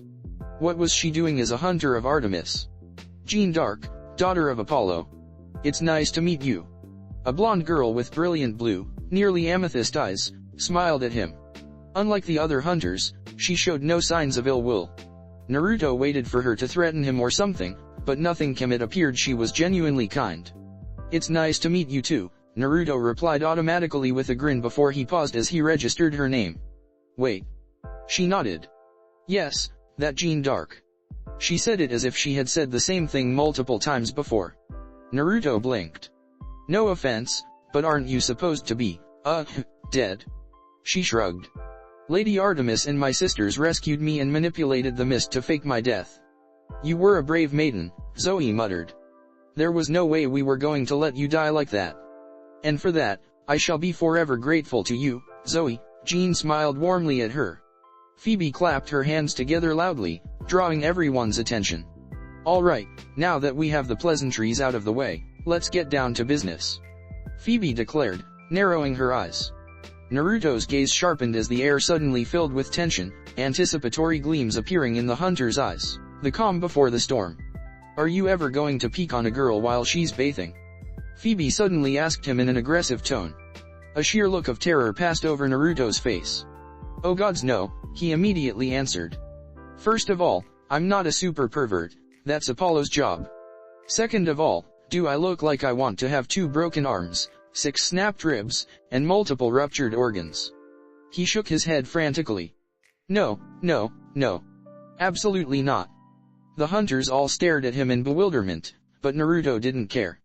Sakura and Tsunade had emphasized exactly what would happen to him if he ever decided to follow in Jiraiya's footsteps. Needless to say, they had left a lasting impression. That was oddly specific, Thalia said slowly. Your idea is better than mine, Ally pondered thoughtfully. 2 broken arms, 6 broken ribs, and ruptured organs is definitely a more befitting punishment for being lecherous scum than simply removing a single finger. She then frowned. Although I admit, while broken arms and ribs are easy enough to arrange, I'm not an expert on rupturing internal organs. She turned to Thalia. Hey, with your lightning blast, do you think you can rupture his spleen? Thalia stared at her, looking vaguely disturbed. Possibly. Awesome. Ally grinned, turning back to Naruto with a smile that unsettled him immensely. Please peek on us. I dare you. Zoe sighed tiredly. Ally, we've talked about this. Please, at least try to keep your unique tendencies to a minimum. Ally pouted. Fine, she agreed reluctantly. Naruto stared at her with a disturbed expression that matched Thalia's. Even by shinobi standards, she was off. But still. Why would they even ask him that? What was even the point of that question? Thalia asked, sounding rather exasperated. Phoebe shrugged. We already know he has a split personality due to Apollo. Had to make sure that Naruto didn't pick up any bad habits as well. Oh. Apollo. Yeah, that's fair. Do you believe that women are inferior to men? Diana questioned him. Naruto frowned in confusion. No, of course not. Why would I think that? Diana shrugged. Sexism. Naruto's frown deepened. Oh. Isn't that for civilians? Back in the elemental nations, sexism was practically non-existent among the shinobi population. After all, gender didn't matter on the battlefield, and it was kind of hard to be sexist when underestimating a kunoichi would lead to a senbon through the eye, or, in the case of Tsunade during the Great Third Shinobi War, a fist through the head. Only civilians possessed notions of sexism, all the sexist shinobi were dead. 2 of the current 5 Kage were women, Terumime and Tsunade. Sakura, his own teammate, was insanely strong. Hell, Kaguya, the most powerful being Naruto had ever met, was also female. Diana blinked at his odd reply, but inclined her head acceptingly nonetheless. We're in the 21st century now, by the way, Thalia muttered passive-aggressively. Like, come on. One more question, Psyche said, smiling the same empty smile. What do you think about Apollo's poetry? She asked him. It's absolutely god-awful, Naruto responded, not missing a beat. All right, I've heard everything I needed to hear. He's cool, Psyche announced. Unless he lied. Ally inquired, turning to Jean. I sensed no falsehood or deceit in all of his answers, Jean affirmed. He's being entirely truthful. Good. I hate liars. Ally's expression momentarily darkened before it cleared up in the next second. But yeah, he's not that bad. He's a male hero, Phoebe voiced disdainfully. We all know what that means. Even if he's fine now, who's to say he won't worsen in the future? Katarina nodded. Time and time again we have seen heroes be corrupted, whether through fame, power, or money. Do you seriously believe Naruto will be any different? Naruto narrowed his eyes angrily as he opened his mouth to speak, but stopped when Zoe met his eyes. Don't, was the silent message. Though Naruto didn't like it, he shut his mouth, trusting that Zoe had it under control. I say we trust Zoe's judgment, Jean declared, inclining her head at the lieutenant. If she vouches for Naruto, then I shall support her. Zoe nodded, stepping forward. Thank you, Jean. She looked around, her gaze sweeping across the hunters. Sisters, I assure you, Naruto is unlike any hero we have met before. Sure, he may not have much self-preservation, and he may have broken our 56-game win streak of capture the flag. Naruto glanced away sheepishly as the hunters collectively began emitting an aura of discontent. But all in all, Zoe continued, he's someone who I'm glad to call a comrade. A friend. She paused before saying in a softer voice. A brother. Naruto smiled, looking touched. Thank you. So, any objections? Zoe asked, looking pointedly at Katarina and Phoebe. Katarina sighed. Do as you wish. Phoebe narrowed her eyes but didn't say anything. Capital. Milady, the stage is yours. Artemis nodded, finally stepping forward. Very well. Does Naruto have to swear the oath? Thalia asked curiously. Zoe laughed in amusement. You're asking if Naruto has to swear to turn his back on the company of men and accept eternal maidenhood. Thalia blushed. I meant a modified version. Whoa, hold up, Naruto raised his hand, frowning. I'm not planning on swearing off romantic love forever. What? Why? Zoe demanded. Artemis looked distinctly worried. You didn't mention this before. Naruto shrugged. Yeah, well, it never came up in conversation, I guess. But, yeah, no. If possible, can I, not swear off love? Please. Artemis blinked. But, why? Reasons. Mostly because he wanted to actually experience love and become a father and whatnot, but he felt that was a little too embarrassing to say out loud. After seeing the love his parents, Minato and Kushina, had for each other and for him. He would be lying if he said he didn't want to experience it for himself. Melodramatic, perhaps, but oh well. Artemis tilted her head but shrugged. Very well then. I'll grant an exception. I hope you are not planning on dating any of us, Phoebe muttered darkly. What? Why in the sage's name would I ever want to date any of you? Naruto exclaimed. You're, like, my sisters. I know I'm the son of a Greek goddess and all, but that does not mean I'm okay with incest. Artemis coughed mildly. No offense. None taken. Artemis paused. I confess, I don't entirely know what you should say now. She shrugged. Oh well. Whatever. She waved her hand and Naruto drew in a sharp breath as he felt a wave of potent divine energy wash over him. A bright silver aura exploded out of him, surrounding his form. It was as if he was the moon itself, emitting brilliant rays of moonlight. A moment later, the intense light died down, though the silver aura still remained, a light, silvery glow that every hunter of Artemis possessed. The blessing of Artemis. It felt a little like sage mode, only different, in a way. Different types of divine energies, Naruto realized. When he entered sage mode, he was absorbing the natural energy of Artemis's domain of forests. However, the blessing of Artemis must be her own special blend of the divine energy of her domain of forests, wilderness, archery, and even the moon. Naruto could only absorb the divine energy of the natural domains, forests, the moon, and so on. As such, he isn't able to gather the divine energy of the domain of archery or the domain of war. For example, since they technically weren't natural enter unlike Sage Mode, he wasn't actively blending the divine energy with his own chakra to create Senjutsu chakra.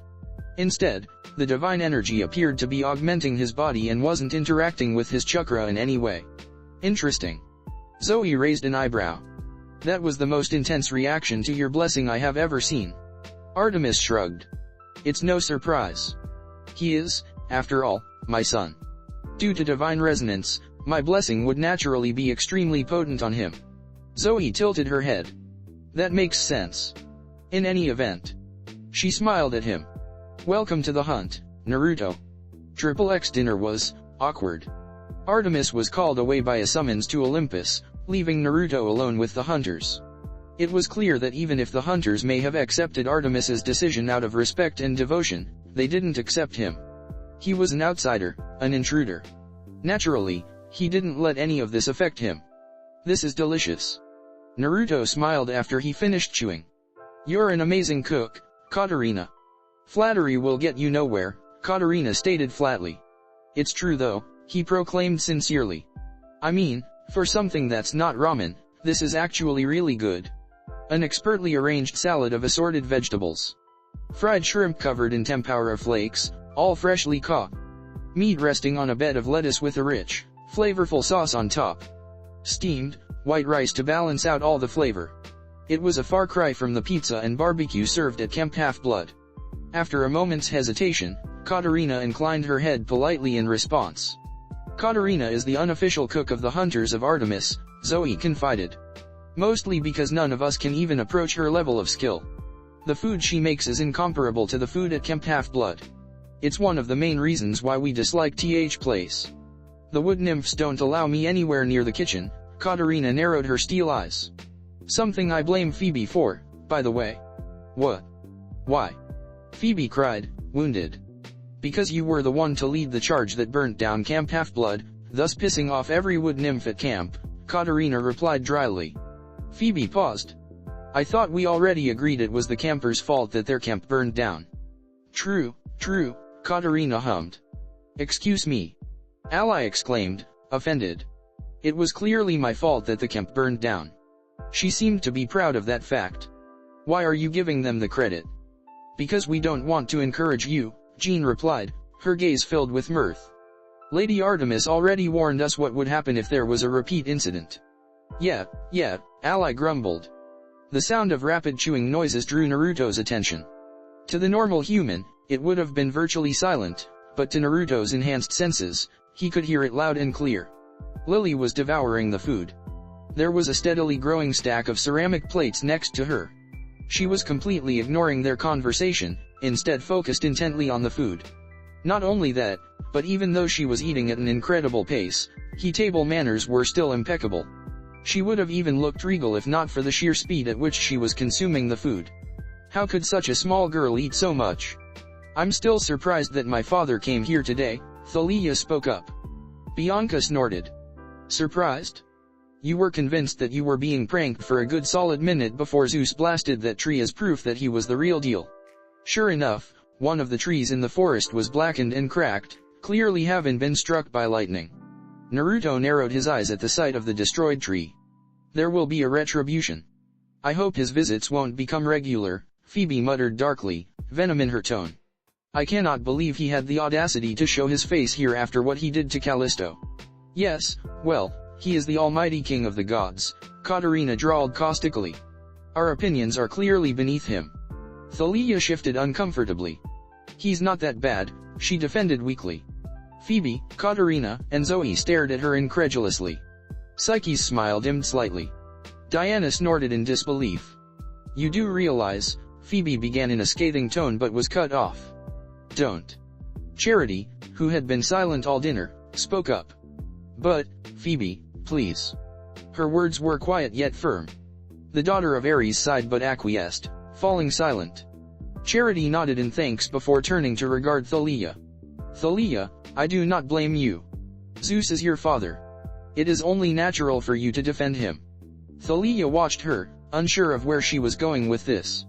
However, Charity continued, While you are his daughter and as such you are willing to attempt to see him in a good light, we are nowhere near as lenient. Her eyes flashed slightly. Zeus has committed unforgivable, reprehensible crimes against us. Please try to understand that you will be unable to change our feelings towards the king of the gods.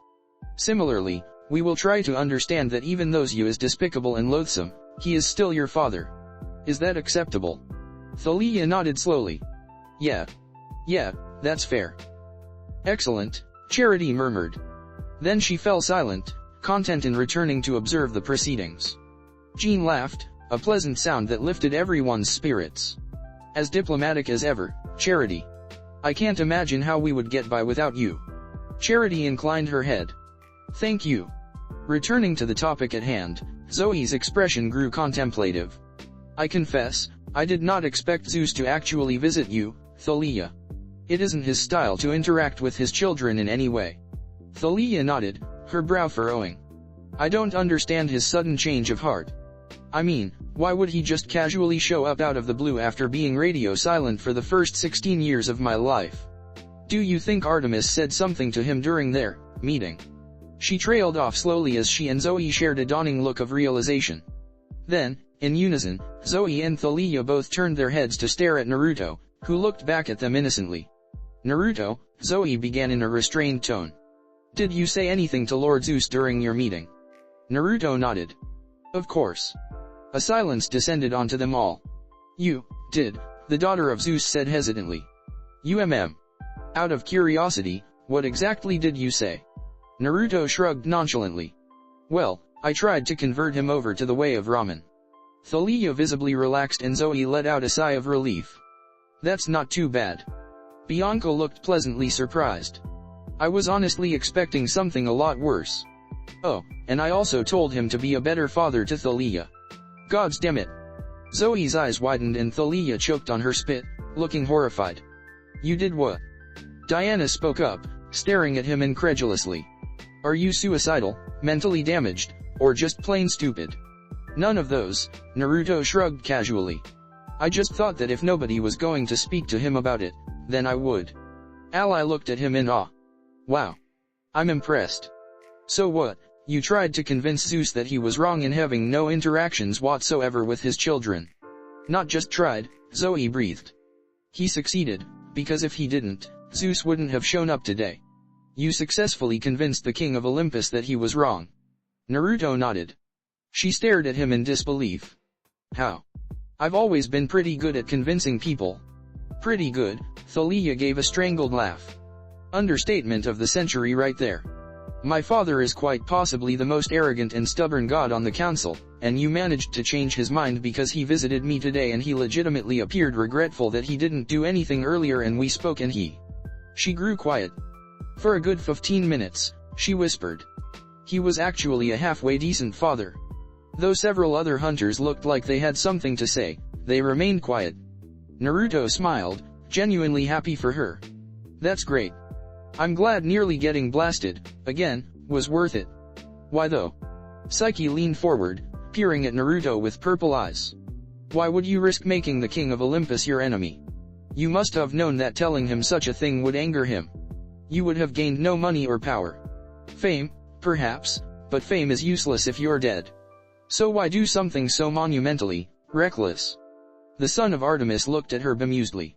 Isn't it obvious? I did it for Thalia. Psyche frowned. You did it for Thalia. Of course. After all. Naruto smiled brightly. Thalia is my family. He said it as if it explained everything.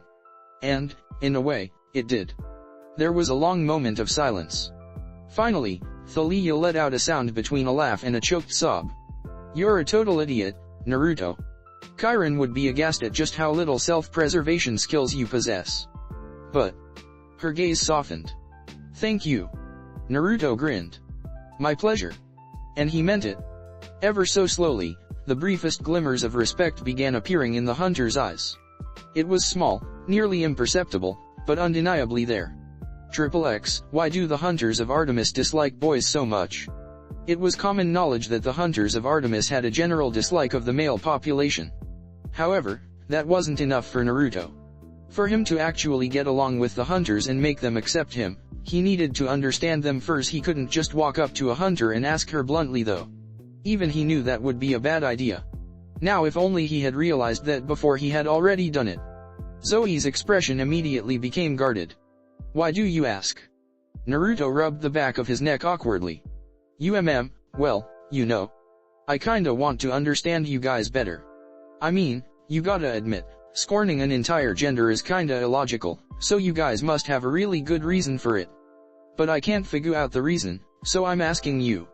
Zoe stared at him for a long moment before shrugging. Alright. You'll find out anyways. She sat down, patting the spot next to her. It's a long story. I'd sit down if I were you. Naruto sat down next to her. They were in one of the tents the hunters had set up. It was empty except for the two of them. The other hunters were in their own tents. There were several comfortable throw pillows which Naruto and Zoe sat on. Zoe stared at the wall of the tent across from her. I'm well aware of what the campers think of us, she began. They believe we are self-righteous bigoted sexists who blindly hate all men with a passion. She chuckled. What they don't know is that we were the one who started that rumor centuries ago. Naruto blinked. You did what? He asked incredulously. The huntress laughed. We thought it was an ingenious way to keep the males far away from us. After all, why approach someone who hates you? But why would you want to keep them away from you? Naruto asked in bewilderment. Zoe shrugged. This was centuries ago. At that time, nearly all men at the time believed they were superior to women. Do you have any idea what it's like to be treated like you're lesser than someone? To have to talk to arrogant males who believe they're the god's gift to mankind? And they tried to flirt with you. Naruto winced at the thought. Even worse, they're demigods, so their egos are especially overinflated. Trust me, it gets unbelievably annoying and tedious. So that caused you to spread the rumor? Not exactly. See, the older hunters, Phoebe, Katarina, and I, we're mostly unaffected. If they think they're better than us, then whatever. Let them enjoy their delusions. It's the younger hunters that we have to worry about. She paused. Well, younger hunter, singular. Naruto frowned. What do you mean? Zoe glanced at him with an amused gaze. How do you think Ally reacted to a bunch of arrogant pricks treating her like a weak little girl? Naruto considered it for a second before horror filled his gaze. Oh gods. Zoe nodded.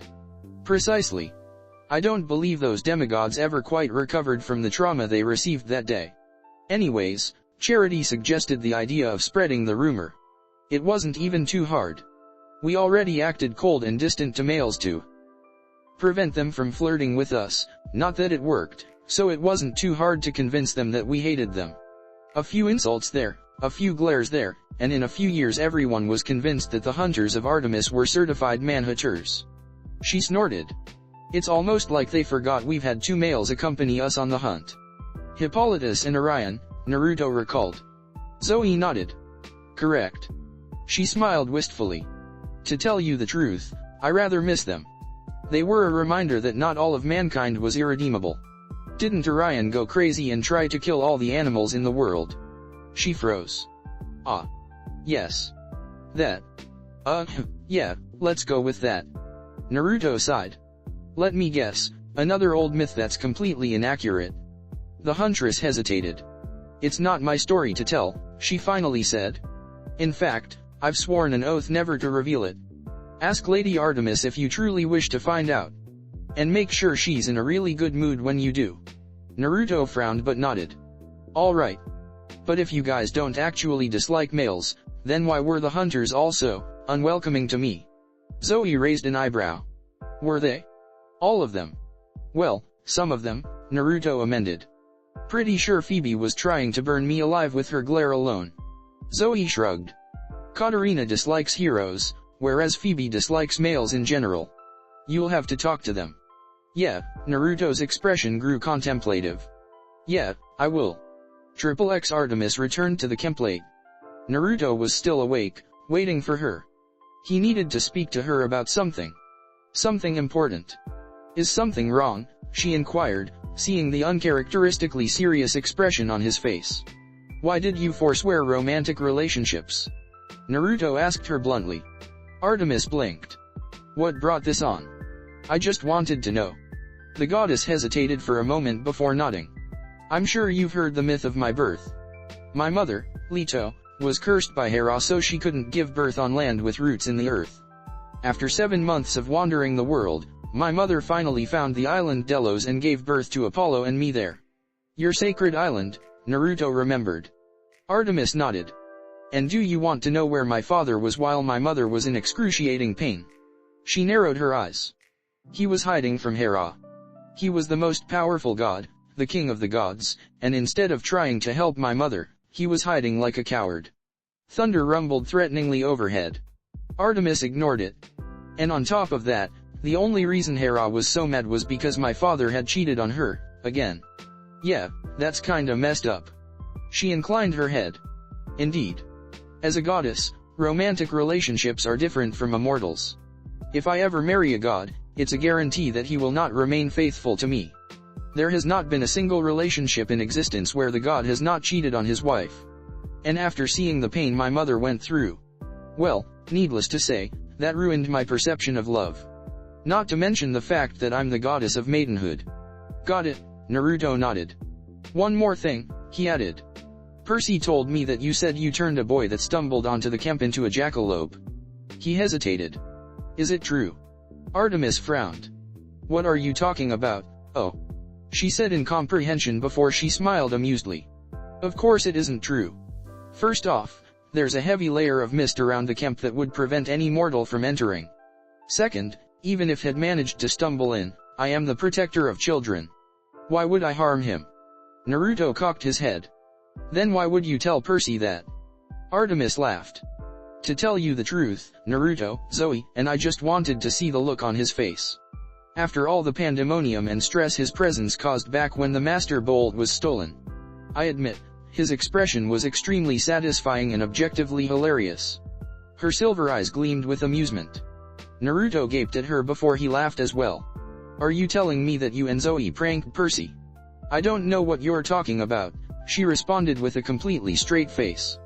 Naruto admitted, he was actually impressed. Under normal circumstances, Apollo would have answered the door.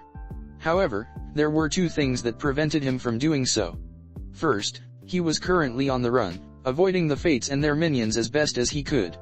There was a chance that TH was a trick, meant to lure him out of the safety of one of his vacation homes in Miami. Secondly, he was in the middle of something important. Namely, lounging on his couch and relaxing to his heart's content while catching up on the latest seasons of favorite TV shows.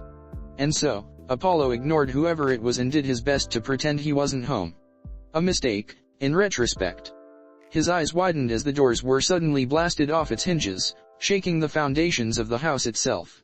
Fury entered his eyes a moment later. A god forcibly entering another god's domain was an insult of the highest degree. While this particular vacation house wasn't important, it was the principle that mattered. Whoever it was, they had gone too far.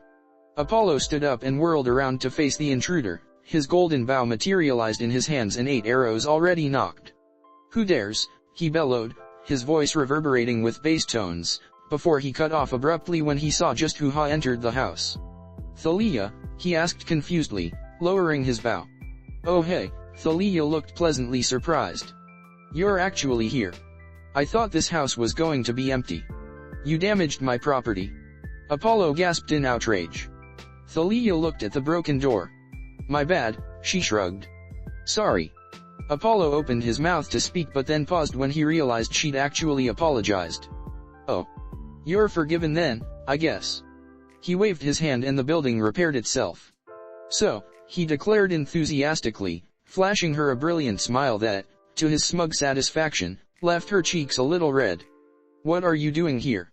And why are you, breaking and entering in such a violent fashion, he asked, eyeing the splintered remains of his door and catching the faint whiff of ozone that suggested that lightning had been involved. I've always wanted to blast a door in, Thalia smiled satisfiedly. It felt as good as I had imagined it. And as for why I'm here. Her expression grew serious. We need your help. Apollo tilted his head curiously. With what? Thalia hesitated. Well, Naruto's about to do something incredibly risky, stupid, and possibly suicidal. Then, don't let him do it. Thalia rolled her eyes. Gee, why didn't we think of that, she said sarcastically. The thing is, if he doesn't do it, then a hunter will be completely and utterly screwed. I don't follow, Apollo frowned. Aphrodite. Apollo immediately connected the dots in his mind, his eyes narrowing. She wouldn't, he growled. She did, Thalia nodded grimly. Apollo let out several Greek curses. This is bad. Do we have time? Luckily, we do. Apollo relaxed slightly. Okay, good. Tell me everything. He sat back down, his golden bounty materializing. Thalia nodded, taking a seat on a couch as well. After a brief moment of silence, she spoke. It all began when Naruto joined the hunters. Ah, Apollo nodded in understanding. Something went horribly wrong in their interactions, then. I don't blame him, the hunters had never been the friendliest sort. Thalia shook her head, a smile slowly forming on her lips. Wrong. The hunters actually got along with Naruto. Apollo gaped at her. What? Are we talking about the same hunters of Artemis here? You know, the don't like boys, glares at all guys, never returns my smiles hunters of Artemis. Well, yeah. I mean, it is all an act. An act. Thalia's eyes widened when she realized what she just told him. Oh crap, never mind. Forget what I just said. Apollo didn't let her drop the subject. You're telling me that for all these centuries, the hunters of Artemis had been putting up an act? Thalia hesitated. Kinda. But why? Thalia shrugged. They didn't want to interact with men, I guess, since the average god and demigod millennia ago were arrogant, flirtatious pricks. And that usually ended up in bloodshed and pandemonium. Case in point, Kemp Half-Blood burning down. And so, the hunters started a rumor that they hated all men. I see, Apollo said slowly, nodding his head. A grin began to spread across his face. Well, that certainly explains why they never returned my smiles. It's not because they don't like me, rather, it's so they could maintain their reputations, Apollo. Thalia cut in hesitantly.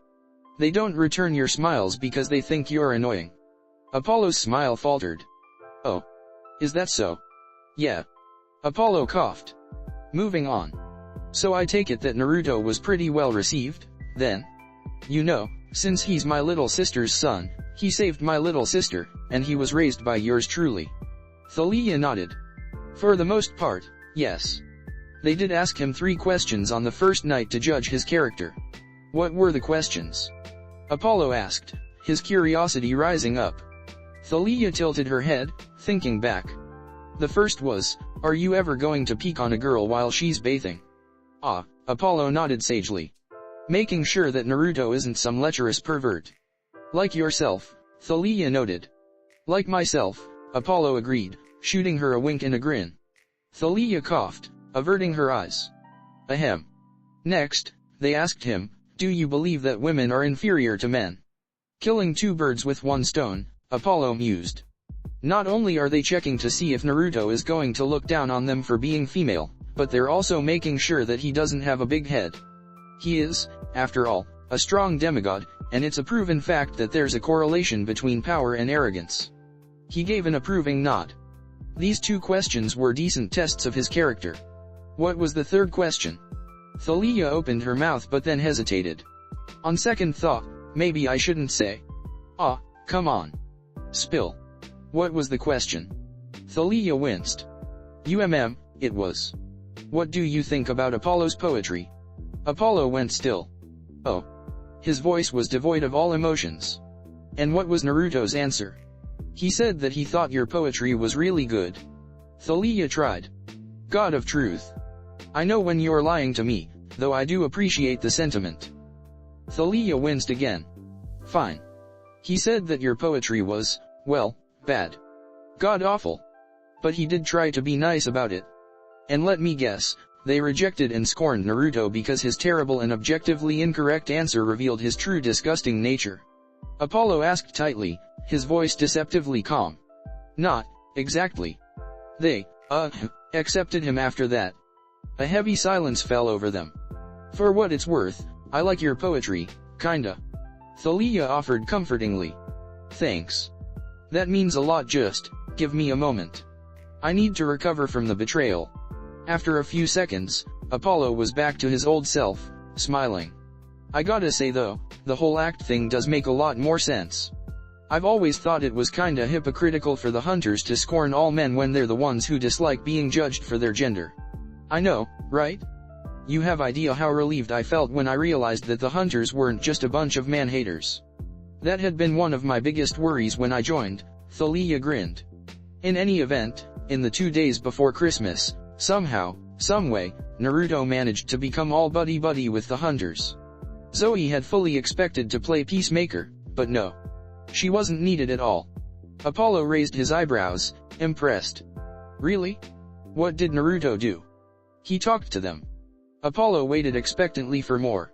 When nothing came, he blinked. That's it. That's it, Thalia confirmed. At his incredulous stare, she nodded.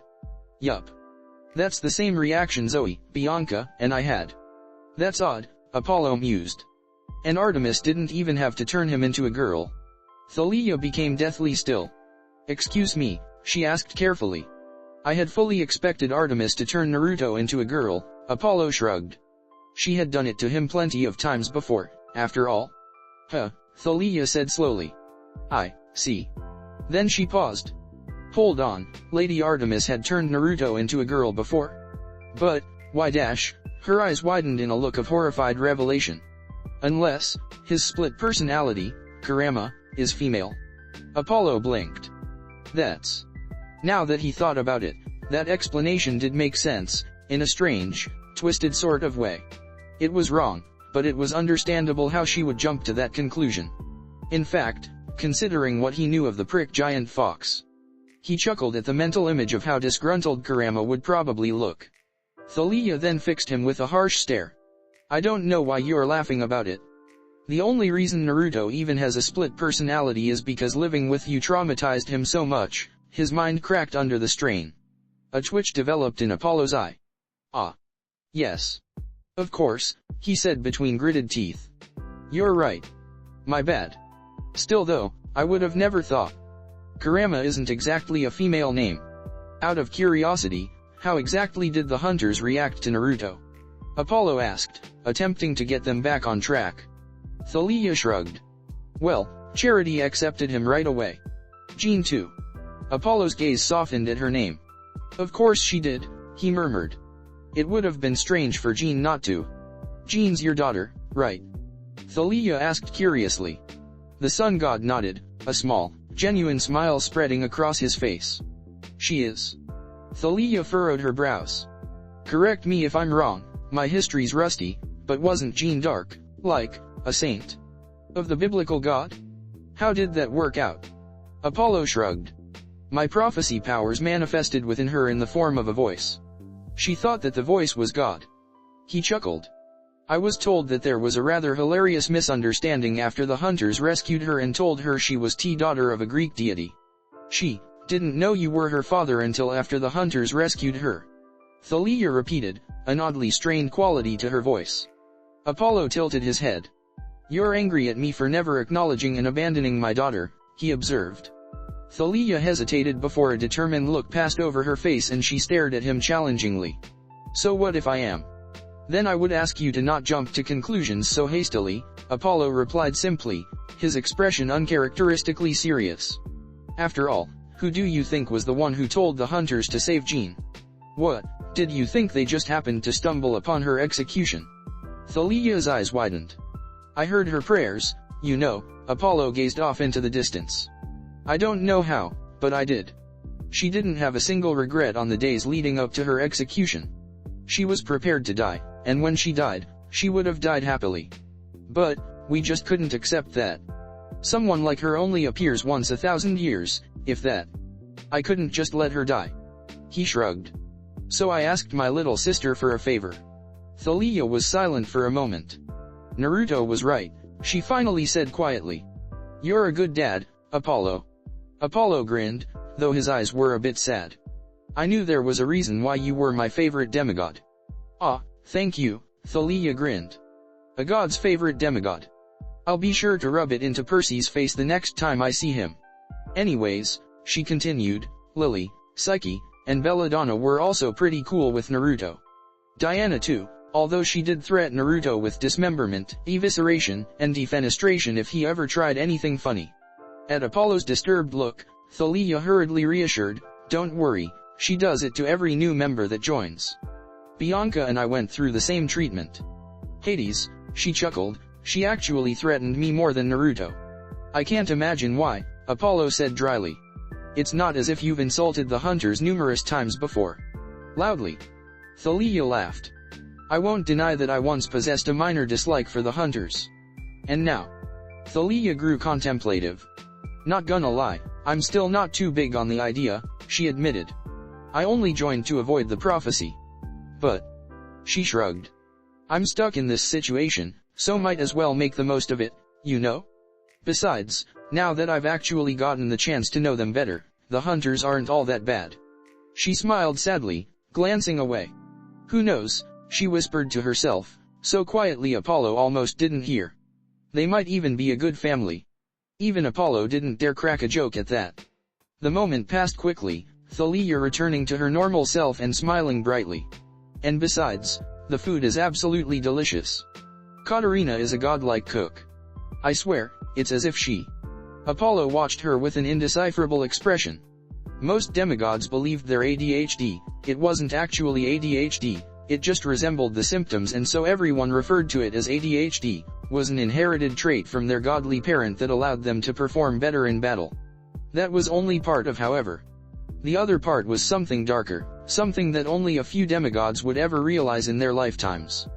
The true value of ADHD lay in its ability to prevent the minds of demigods from lingering too long on dark thoughts that only bring pain and suffering. Demigods weren't broken, PTSD afflicted, psychologically unstable individuals not because of an extraordinary strength of mind but rather because their short attention spans don't allow them to focus long enough on damaging, harmful thoughts. Demigods were literally wired to avoid the problem. It was an ingenious defense mechanism to prevent heroes from becoming broken shells of themselves. However, avoiding the problem doesn't make it heal or go away. It just continues to slowly fester and grow until it finally reaches critical mass and all the repressed negative emotions explode. Chiron referred to it as the mental boom. And, from the looks of it, Thalia was well on her way to a mental boom of herself. "Hey Thalia," Apollo interrupted her retelling of all the different dishes Katarina had served. "If you ever need to talk." He hesitated. "While gods don't typically iris message demigods, I'll make an exception." He snapped his fingers and a golden drac materialized in Thalia's palm, his meaning clear. Thalia's expression immediately became guarded. "I mean, you don't have to talk to me," Apollo hastily added. "But at least talk to someone. You can go to my little sister. Or the daughter of Athena. Or even Naruto, if you're desperate. But, well, it's not good to bottle up and avoid your feelings. Trust me, as the god of healing, I would know." She regarded him for a long moment before nodding. "Thanks," she muttered grudgingly. "You're welcome. Now do you mind stopping making me hungry with your tales about Katarina's cooking?" Thalia smiled sheepishly. "Oh right, my bad. Moving on." Ally was also friendly with Naruto. A strange look passed over her face. "She was friendly with all of us. Unfortunately." Apollo blinked. "Isn't that supposed to be a good thing? What's wrong with her being friendly?" The daughter of Zeus shivered slightly. "Because her friendliness involved her regaling us with all the punishments she's going to inflict on Atlas. That's not so bad." A hollow chuckle escaped her lips. "You're right. It's worse. You have no idea the things Ally said," she whispered. "The things she proposed. I almost feel bad for Atlas." Apollo looked curious. "What did she? You don't want to know." "Oh come on. You already made me all curious. Might as well tell me." "Apollo." Thalia stared him dead in the eyes, conveying just how serious she was. "You don't want to know." Apollo narrowed his eyes. "Yeah? Try me." Thalia stared at him briefly before shrugging. "Fine. But don't say I didn't warn you."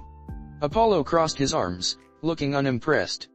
"I am Phoebus Apollo, the god of the sun, the slayer of the mighty Python, and the ultimate Smash Brothers champion. I'm not some squeamish weakling who gets scared by a little gore. XXX, oh my gods, oh my gods, oh my gods." Apollo hugged his arms around his legs, huddled up in a tight ball on the leather couch. What were the pikes for? He asked, horrified. I don't know. Ally didn't say, and I didn't want to ask. I once thought it would be cool to have super regenerative abilities. Apollo's eyes were unfocused. No longer. Not when it can be so easily used against me. How in Tartarus's name does Ally even come up with these? She's creative. It's as if she took one look at what our father did to Prometheus, decided that it was too amateurish, and improved it, Apollo muttered. Oh dear gods, all this time, I thought she was a sweet and innocent little girl. He shook his head. I am never looking at her in the same way again. Trust me, I feel the same way, Thalia muttered. Now, the two hunters that were really against Naruto were Phoebe and Katarina. The daughter of Ares and the daughter of Hecate, he recalled. Yup. In all honesty, none of us expected Naruto to convince those two. But he did. Thalia nodded. Unlike Phoebe, Katarina didn't care about Naruto's gender. Rather, she cared about the fact that he was a hero. After all, nearly every Greek hero's life was a tragedy. Happy endings for heroes in Greek myths were rarer, Zeus staying faithful to his wife. Apollo snickered. Nice one. She believes that every hero will invariably become corrupted and fall, she continued. In the end, they will stop being heroes and instead become walking time bombs that, when exploded, will only cause pain and tragedy to the people around them. After all, the nature of a hero does not change. Thalia shook her head. I swear, she has cynicism down to an art form. Perseus had a happy ending, Apollo pointed out. Thalia shrugged. He was one of the only exceptions. And, seeing that Naruto had already made an enemy of Aphrodite and he has a split personality, she highly doubted he'd be an exception. It's not that she dislikes him, rather, she has no wishes to interact with him because she believes he will only cause pain to her sisters in the end when he finally falls. Naruto objected, I take it. Thalia smiled. Of course. Her smile turned vicious. He turned her argument against her. Oh? Do tell. Gladly. For you see, all the Greek heroes fought for themselves. Heracles fought because he had to finish his 12 labors. Theseus fought to claim his birthright, and because he was bored.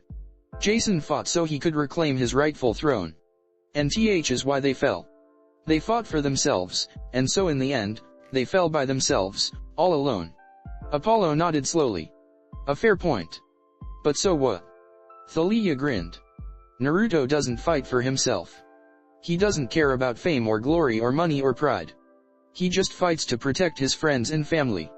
And so, his precious people will be the pillars that support him, the ones to save and rescue him if ever begins the descent to disaster. Her eyes flickered. He mentioned me by name. I admit, it was rather heartwarming to hear he had so much faith in me. She shook her head disbelievingly. I swear though, his charisma was insane. When he spoke, we somehow all believed him. The determination in his gaze, the resolute look in his eyes, his sheer will. His speech was enough to convince Katarina to muster up enough faith to believe that he wasn't completely irredeemable. Apollo leaned back, looking impressed. What about Phoebe? Ah. That was a bit harder. Thalia scowled. Phoebe distrusted and scorned Naruto for no reason other than he was a boy. The other hunters had put on an act, but she was the real deal. And, well, how are you supposed to argue against that? Especially since Phoebe already knew she was being a hypocrite. She's thousands of years old, she's self-aware enough to know the flaws of her argument. She just doesn't care, because apparently scorning an entire gender will improve her quality of life, or something equally stupid like that. She narrowed her eyes. It's all total bullshit. I don't care how tragic of a backstory she had, that's no excuse to act like such an asshole. For sure, Apollo agreed. I know that the other hunters have tried addressing this in the past, but to no avail. Which begs the question, exactly what did Naruto say to her? Well, at first he tried talking to her. You know, reasoning it out and all that. Needless to say, it didn't work, and all Naruto received was attempted stabbings, slicing, piercing, and even burning. Apollo whistled. Someone's rather violent. Thalia chuckled. Yeah, well, to be fair, she is a child of Ares. Violence is their answer to everything. That, and hot sauce. You should hear about Percy's first capture the flag game, she said, her eyes filling with mirth. Clarice and the other Ares campers went full Spartan on him. First, they ignored the no maiming rule and maimed Percy, though he healed himself with water afterwards, a bullshit ability, might I add. Then, during dinner, they spiked his food with hot sauce that quite literally left his mouth smoking. Apollo laughed. Ah, right. Good ol' Ares. Have I ever told you about the time when he got so pissed at me, he deadass launched a surface-to-air missile at my son Chariot? Thalia laughed as well. Like father, like daughter, I suppose, as much as Phoebe denies it. Anyways, even Naruto got frustrated after the 28th arrow shot. So instead of dodging, he counterattacked. Apollo blinked. Oh damn. 3 seconds. 8, actually. I think he wanted to spare Phoebe's pride a little bit. Thalia snickered. Although given that she was defeated by a kid she's literally thousands of years older than in just 8 seconds, I'll say that her pride was thoroughly shattered, regardless of the extra 5 seconds. Apollo inclined his head. What did he do afterwards? Thalia shrugged. Well, after he punched her in the face, he tried talking to her again. And miraculously, it worked this time. The sun god stared at her incredulously. It worked. What did he even say? We couldn't hear, and he wouldn't tell me, Thalia admitted. But whatever he said, it must have been effective, because after their fight, Phoebe became cool with him overnight.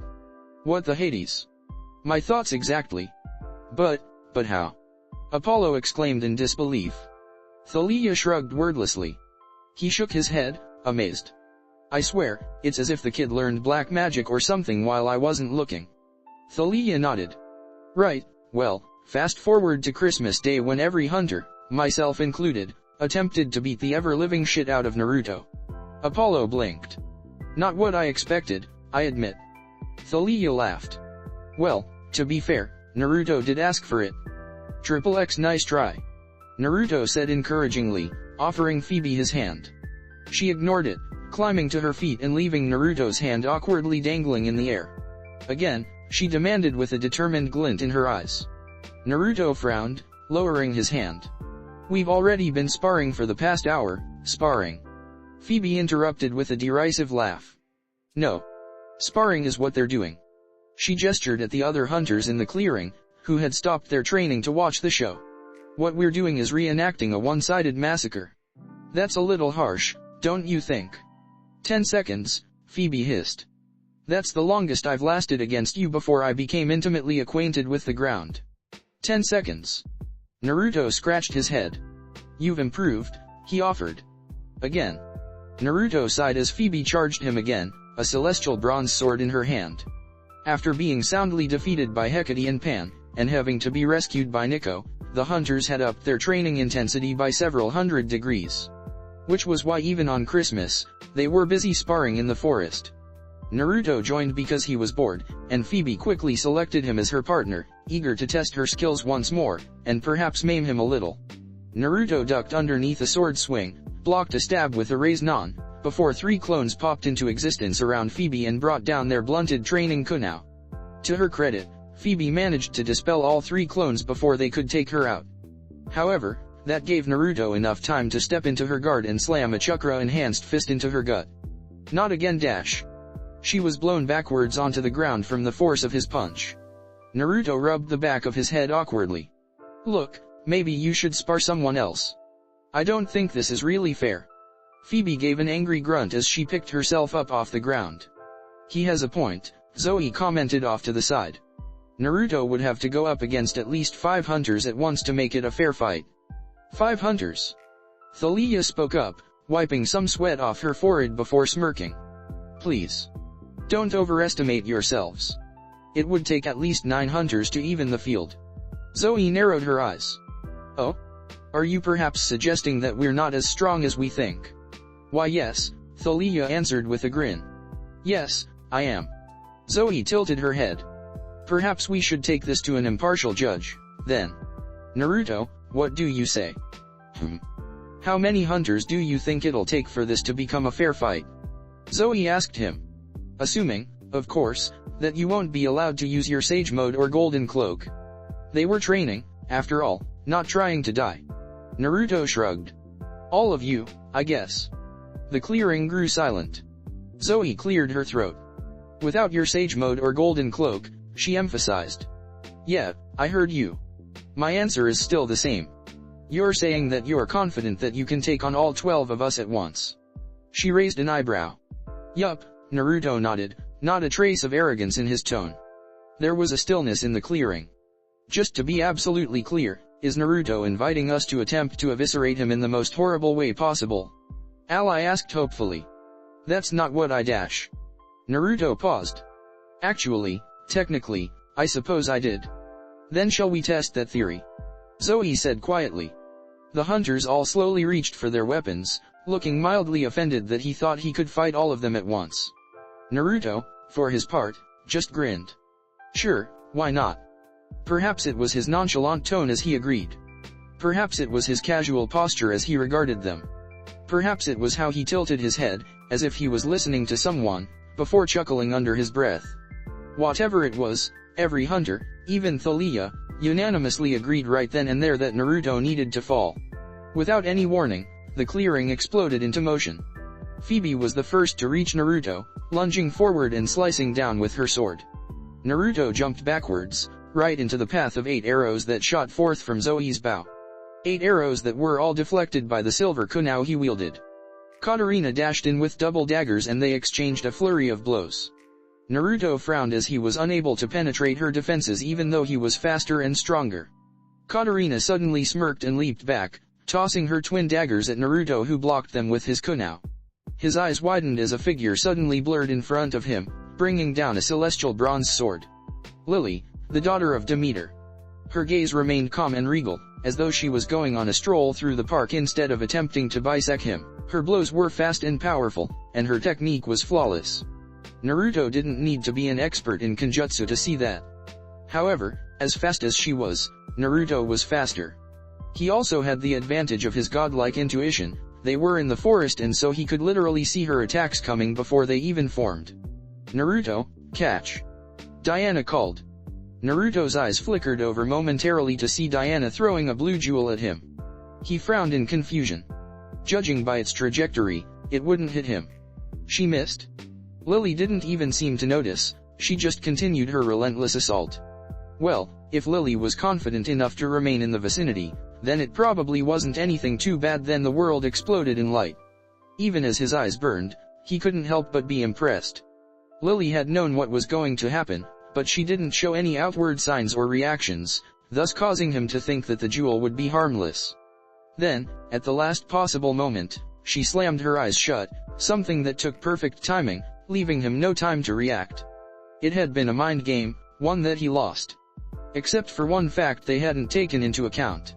In the forest, Naruto didn't need his eyes to see. The air quickly became filled with projectiles as Naruto threw kunai after kunai that deflected and redirected the arrows shot his way. How the Hades is he still able to deflect our arrows with pinpoint accuracy? Zoe yelled in frustration as Naruto's kunai blurred. I thought your jewel was supposed to temporarily rub all sight. It was. Diana shouted back.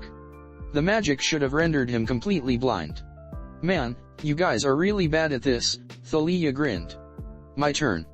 Naruto barely had enough time to lower into a defensive stance before a fucking bolt of lightning pierced down from the sky, slamming down onto where he stood.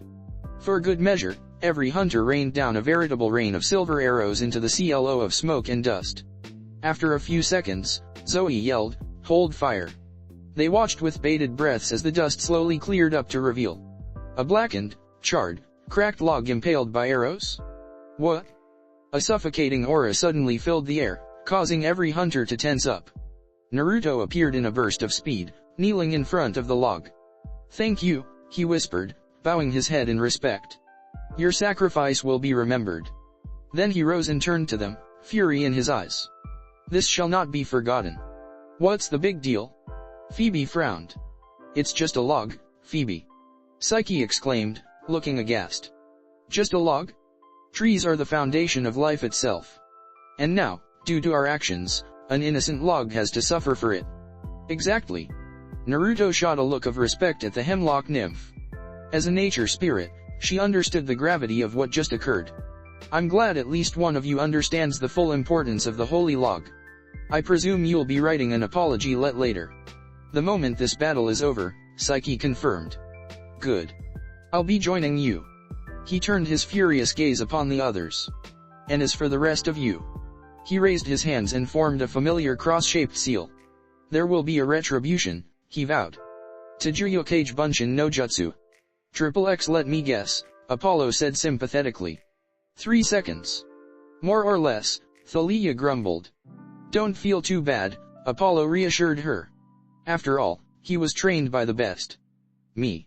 I admit, it was rather terrifying to see a literal tsunami of clones charge at us, Thalia muttered. We were outnumbered 100 to 1. He completely overwhelmed us with superior numbers and speed. It wasn't that he was better, technique-wise. Just, brute forced it, in a sense. It took him just 3 seconds to defeat all of us. Apollo shrugged. Despite what all the wise old martial artists say, overwhelming power can and will defeat superior skill. It doesn't matter how good your technique is if your opponent is just faster. Oh, and the army of clones probably helped. Yeah, Thalia sighed.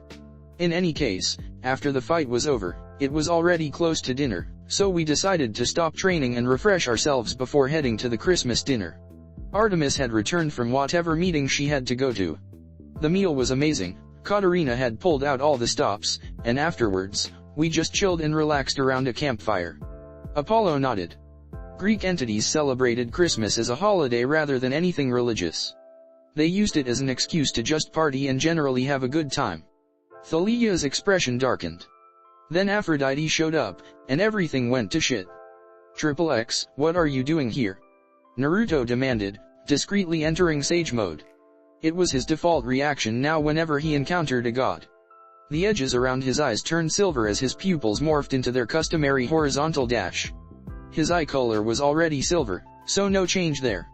He did lament the loss of his orange pupils though. Orange was awesome. Naruto.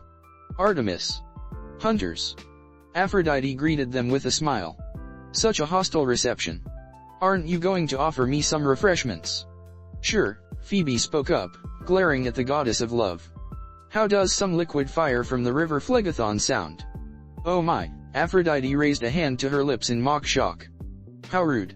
Artemis, dear, please keep your pets on a leash. Artemis ignored her. What are you doing here? She repeated Naruto's words. Even though her voice was calm, her silver eyes were slightly narrowed. It's Christmas. Aphrodite answered brightly. I come bearing gifts. Gifts? How generous of you, Katarina tilted her head, her gray eyes boring into Aphrodite's.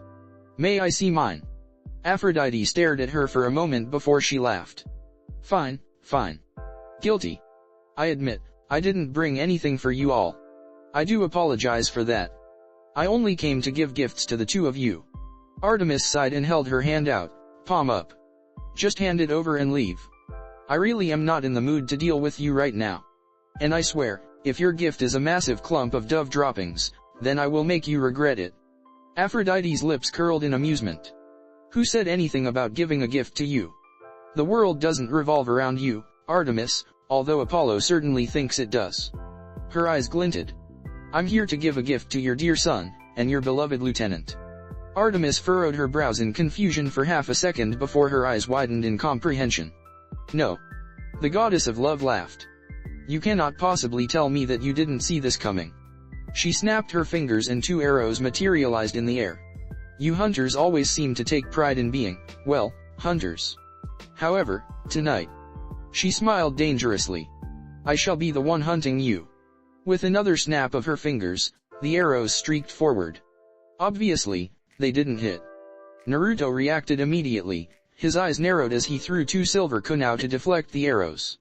Around him, the hunters also shot their own arrows to intercept Aphrodite's attack. The arrows and kunai clattered to the ground a moment later. All of them. An assassination attempt? Naruto asked, glaring at Aphrodite as a raised non-world to life in his hand. More like an attempt to create some beautiful irony, Aphrodite sighed. A pity that it didn't work. She shrugged.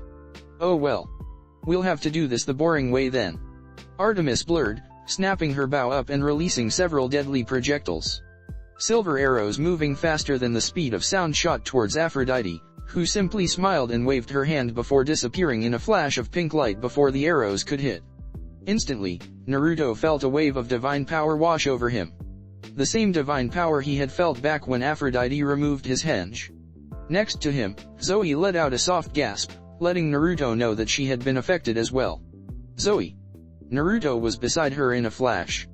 Are you alright? He paused when Zoe flinched away from him. Zoe, he asked in confusion. Naruto. We may have a problem. Kurama's voice was strained. Naruto frowned. What do you mean? There was a slight pause before Kurama responded. Brace yourself. Foreign emotions suddenly flooded Naruto. He grunted as his mind was temporarily overwhelmed before Kurama assisted him in containing and shoving the emotions into a deep, dark corner of his life, the same place where his darker self had once resided. The emotions were still there, but they were muted, not as inflamed. Did the same thing happen to Zoe? Naruto glanced at Zoe in concern, his eyes scanning her form. He noted the sweat beading her brow, her long dark hair that flowed like a waterfall down her back, her smooth, flawless skin, the gentle swell of her breasts and her long legs that way. Naruto? The fuck? Now isn't the time to start checking her out. I know that. Naruto snapped even as he tore his admittedly lecherous gaze away from her. I'm a bit more confused as to why I'm checking her out. He paused as something clicked in his mind. Oh, he said aloud, suddenly feeling extremely stupid.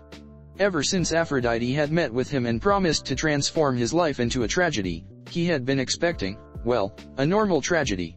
Death, pain, destruction, torture, all the typical stuff that Naruto was prepared for and could easily fight against.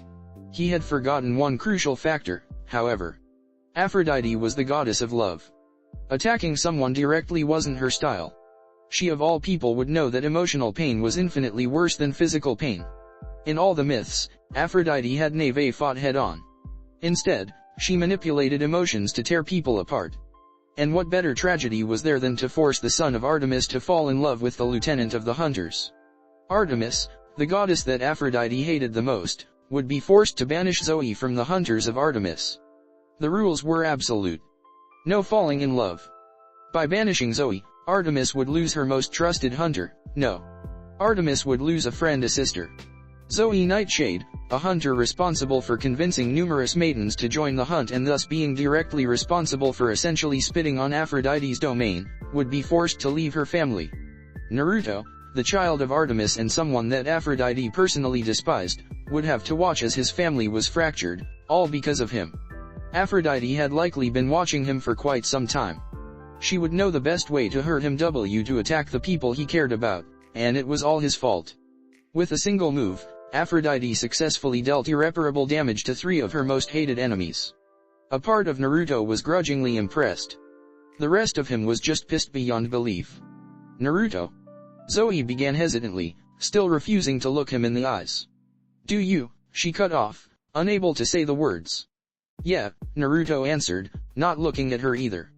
His hands clenched into fists as he struggled to maintain his composure. I don't get it. Bianca frowned. What just happened? Are you two alright? I thought we blocked Aphrodite's arrows. Her arrows? Yes. Her divine power, on the other hand. Zoe sounded pained. It's impossible to block or dodge. She just had to literally wave her hand and we would fall under its effect. Zoe, Artemis stepped up. Zoe's entire body tensed. The goddess's voice faltered. She took a deep breath, steeling herself. Tell me how you feel right now. There was a long moment of silence. Affection. Desire. Devotion. Zoe paused, self-loathing passing over her face. Love, she whispered, looking down. Artemis's expression was indecipherable as she turned to Naruto. And you, Naruto? Naruto hesitated. Yeah, he admitted. Same as her. I've managed to mute the emotions, but they're still there. I see, Artemis nodded. Her head tilted up as she stared at the moon in the sky, seemingly lost in her thoughts. Nobody spoke. Nobody moved. Around them, the hunters had the same emotion on their faces. Sorrow. Can you neutralize the foreign emotions? No. This isn't some genjutsu. Regardless of their origins, these feelings you have are somehow real. Right. This wasn't some love potion. Aphrodite had absolute control over her domain. That meant that if she caused someone to fall in love, it wouldn't be a fake love, rather, it would be genuine love. Semantically, it would be considered false love, in reality, there was no difference between the love that formed naturally and the love that was created by Aphrodite. In fact, the love that formed naturally was the love created by Aphrodite. Or Eros. One of the love gods. However, there was one thing Naruto didn't quite understand. How am I affected? Naruto asked Artemis. I thought that since you were the goddess of maidenhood, you were immune to Aphrodite's love magic. Shouldn't it be the same for me? The absolute immunity I possess is completely unique, Artemis murmured, still gazing up at the moon. You also have an immunity, but to a lesser degree. You mentioned that the emotions you feel are muted, you are aware they aren't real, so to speak. You still feel the emotions, but they're not necessarily affecting your mind. That's the immunity at work. For any other person, intense, passionate emotions would completely overwhelm their mind, requiring the highest level of will and self-control to suppress. Naruto's eyes flickered over to Zoe. A pang of worry shot through him. If he concentrated, he could definitely feel a fervent love directed towards Zoe. Affection, desire, lust, the whole trifecta. However, that was only if he concentrated. Left alone, it was just passively there, not compelling him to do anything. However, he couldn't imagine what it was like for Zoe, who had no such defenses. She was currently bearing the full brunt of Aphrodite's spell. Her mind and body were betraying her. It must be utter agony. It took him a moment to realize that a heavy silence had descended over the hunters. An almost palpable sense of gloom and despair hung over the campfire, and the tension was thick enough to cut with a kunai. Milady, Jean began hesitantly, breaking the silence. I beg you to reconsider. Bianca and Thalia both frowned in confusion, unaware of what she was talking about since Artemis hadn't said anything yet. Please, Lily stepped forward. Her expression was impassive, but through the cracks Naruto saw fear and sadness. It would be a neither fair nor honorable end to her thousands of years of service. Lady Artemis, you would only be giving Aphrodite what she wants. Katarina's entire posture was tense. I realize that there is precedence, but these are entirely different circumstances, and it would be, forgive me, unduly foolish to do the same thing. What are you guys talking about? Thalia asked with a bewildered expression. The rules are clear, Artemis said softly, finally looking away from the moon and gazing at Zoe, whose eyes were downcast. A hunter is not allowed to fall in love. And if they do? Zoe's form trembled imperceptibly even before Artemis delivered her next damning words. They must leave the hunt. There was a brief silence as Thalia absorbed her words before her eyes widened in shock. What? She exclaimed in outrage. So Aphrodite strolls in here, literally attacks Zoe and Naruto in front of us all, and you're still going to force them to leave? Blatantly obvious that it's her fault. I know, but I have to. The rules are clear, Artemis repeated. The natural order must be upheld. Her eyes flashed. Trust me, I do not like this decision any more than you do. But, she set her gaze. I have to, she whispered. I must object, Diana spoke up. The act of falling in love itself isn't strictly forbidden, she stated, her eyes narrowed. And yet, there was no mistaking the desperate note in her voice. You yourself should know that, milady. It is only when we act on those feelings that we must be banished. Zoe hasn't done anything yet, and I have full confidence that she has the willpower to never do anything. She has feelings for Naruto, yet, but as long as she doesn't act on them, she shouldn't be banished. SH paused. The same goes for Naruto, I guess. Artemis shut her eyes in pain. I can't. Why? Diana demanded, even more desperation in her tone. Because if Naruto and I stay, Zoe said quietly, Aphrodite won't stop. Diana froze.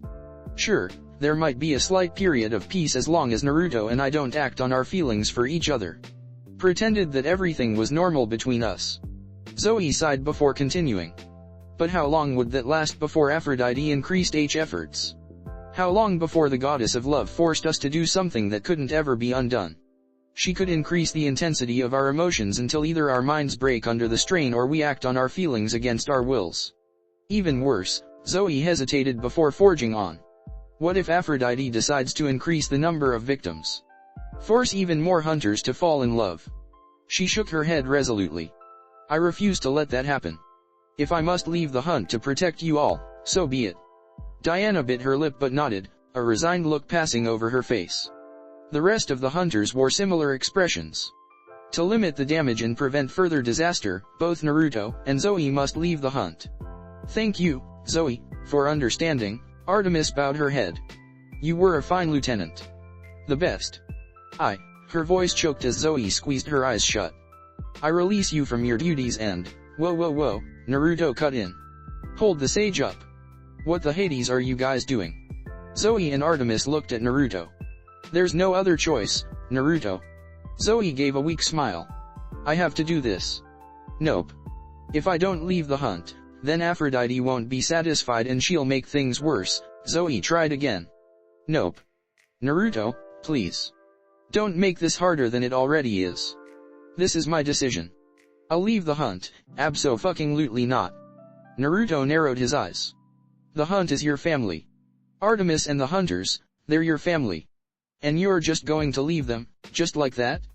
You're just going to roll over and give up without even a fight. You think I want to do this? Zoe snapped, heat entering her tone. Because I don't, I really don't. But we don't have another option.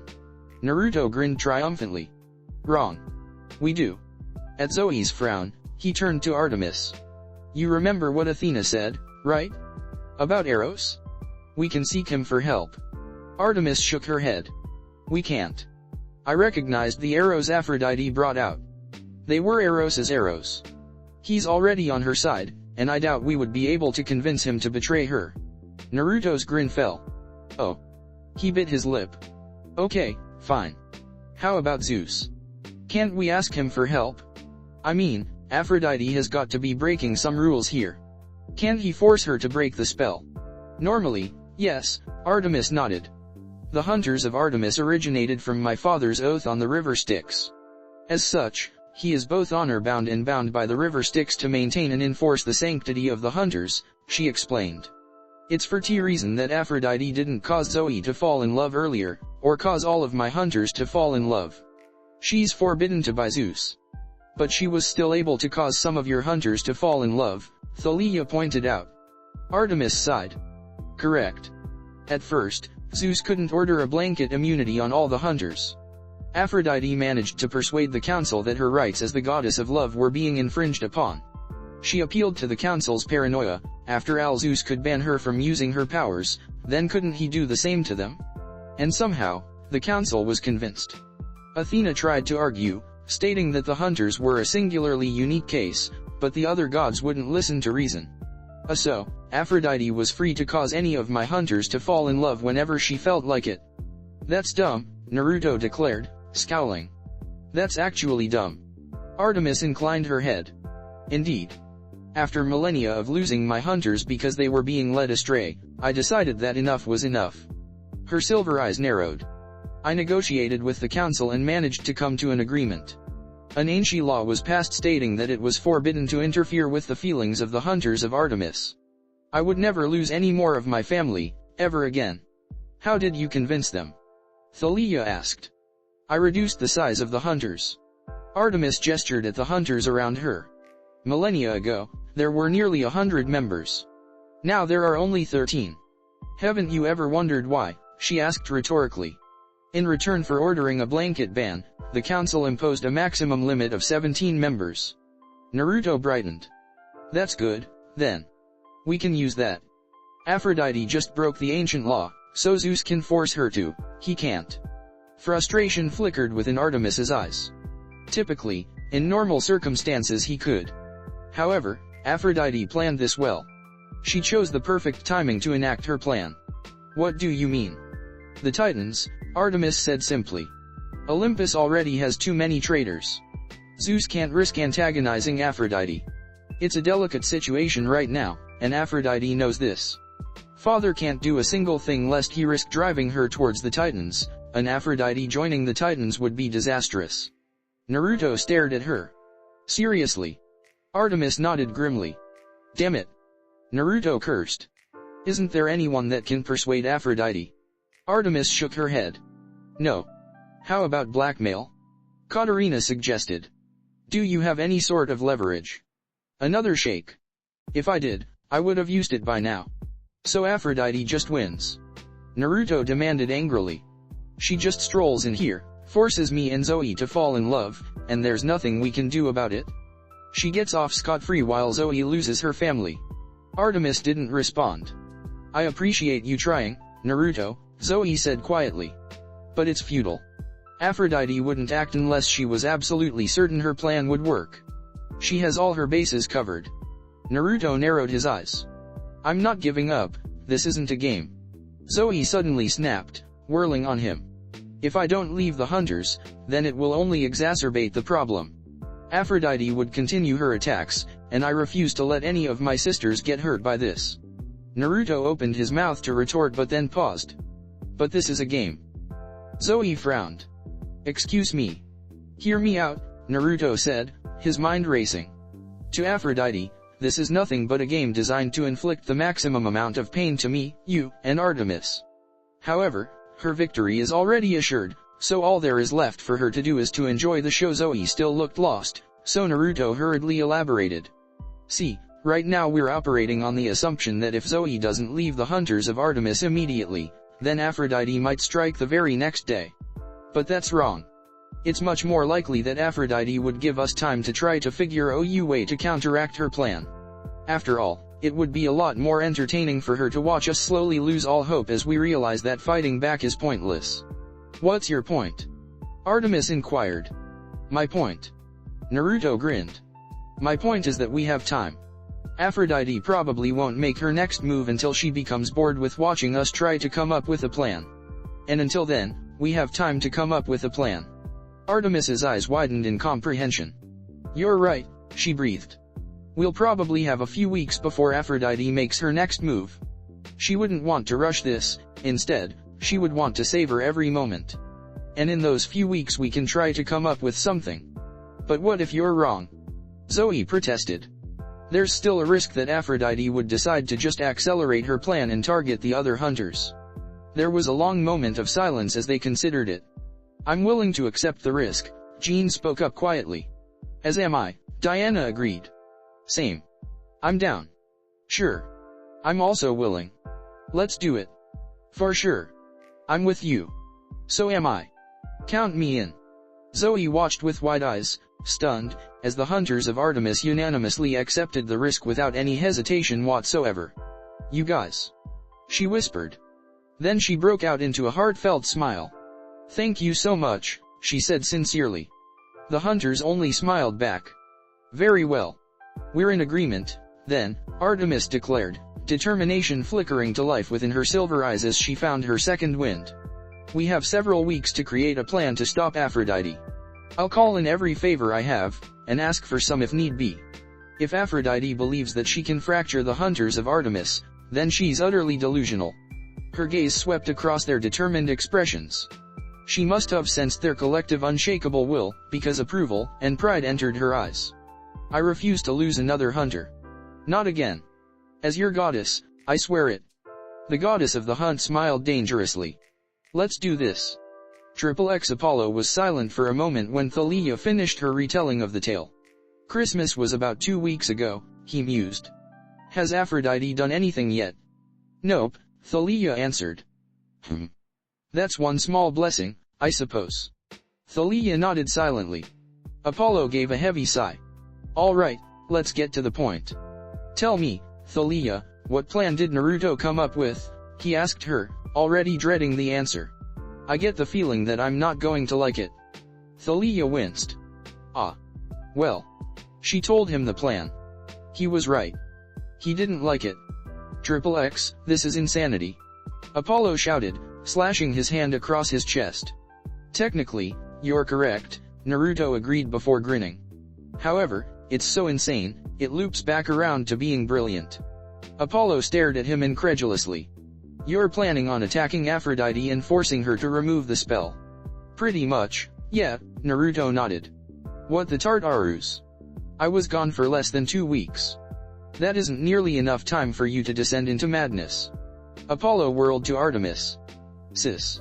Tell him that this is stupid. Artemis nodded. Indeed. Naruto, You're being exceedingly foolish right now. Thank you.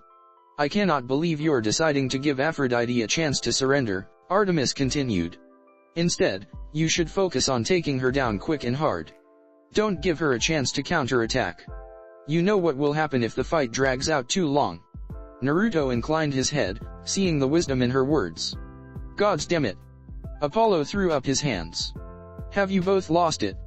Naruto, how in Zeus's name did you manage to infect Artemis with your idiocy? Holy Hades, is it contagious? Apollo, Artemis sighed. Relax. As surprised as I am to say it, this actually has a good chance of working. How? You're going to risk Zeus finding out that Naruto is immune to death? Apollo demanded, a wild look in his eyes. You already know how the council feels about the natural balance between life and death. Or have you forgotten what happened to my son Asclepius? Artemis tilted her head. Of course I remember. However, Zeus won't find out. How can you guarantee that? Isn't it obvious? Naruto raised an eyebrow. I perfected the seal. Apollo opened his mouth but then paused. Oh. Really? Really? How did you do it? He asked curiously.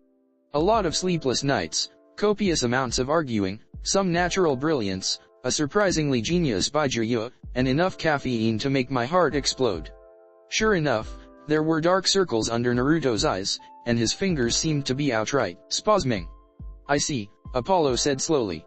And I presume you'll tell the other gods that you're not actually immortal, and thus the divine form wouldn't work on you. Yup, Naruto replied. Have you accounted for the fact that she might teleport away?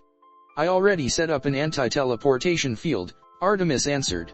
With some help, of course. I called in a lot of favors. Apollo tilted his head. Okay, but even if you do manage to beat her, how are you planning on convincing her to remove the spell? We already have a plan for that, Naruto smirked. Apollo stared at them disbelievingly for a long moment. You're out of your minds. I'm desperate, Artemis corrected. I'm not willing to lose another one of my hunters because of her. Her eyes flashed with pain and sadness. Never again. I won't let my precious people get hurt because of me, Naruto said stubbornly before narrowing his eyes. Besides, I have personal issues with people manipulating the emotions of others and fundamentally controlling their fates. Brother, Artemis's gaze softened. You know Zoe. Are you really willing to let Aphrodite screw over her life? Her eyes hardened. Because I'm not. Naruto nodded in agreement. Apollo met their gazes, staring at them with narrowed blue eyes. Two sets of identical silver eyes filled with unflinching determination stared back at him, not backing down. A brief battle of wills occurred. Finally, Apollo sighed. Fine. I can't believe I'm saying this, but I'm in. Artemis and Naruto both smiled. Thank you, Apollo, Artemis beamed at him, something Apollo had only experienced a few times before. Despite himself, Apollo grinned. Anything for you, little sis. So what do you need me to do? First things first, I need you to set up a meeting between me and Aphrodite at this address. Tell her we want to discuss the terms of my surrender, or something. Make it clear that we're both so distraught, we can't even speak to her, so you stepped in as the middleman, Naruto said.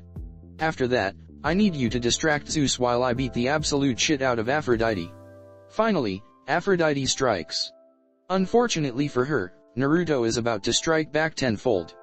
Naruto's immunity to absolute control only applies to his soul and chakra, since they aren't a part of the world.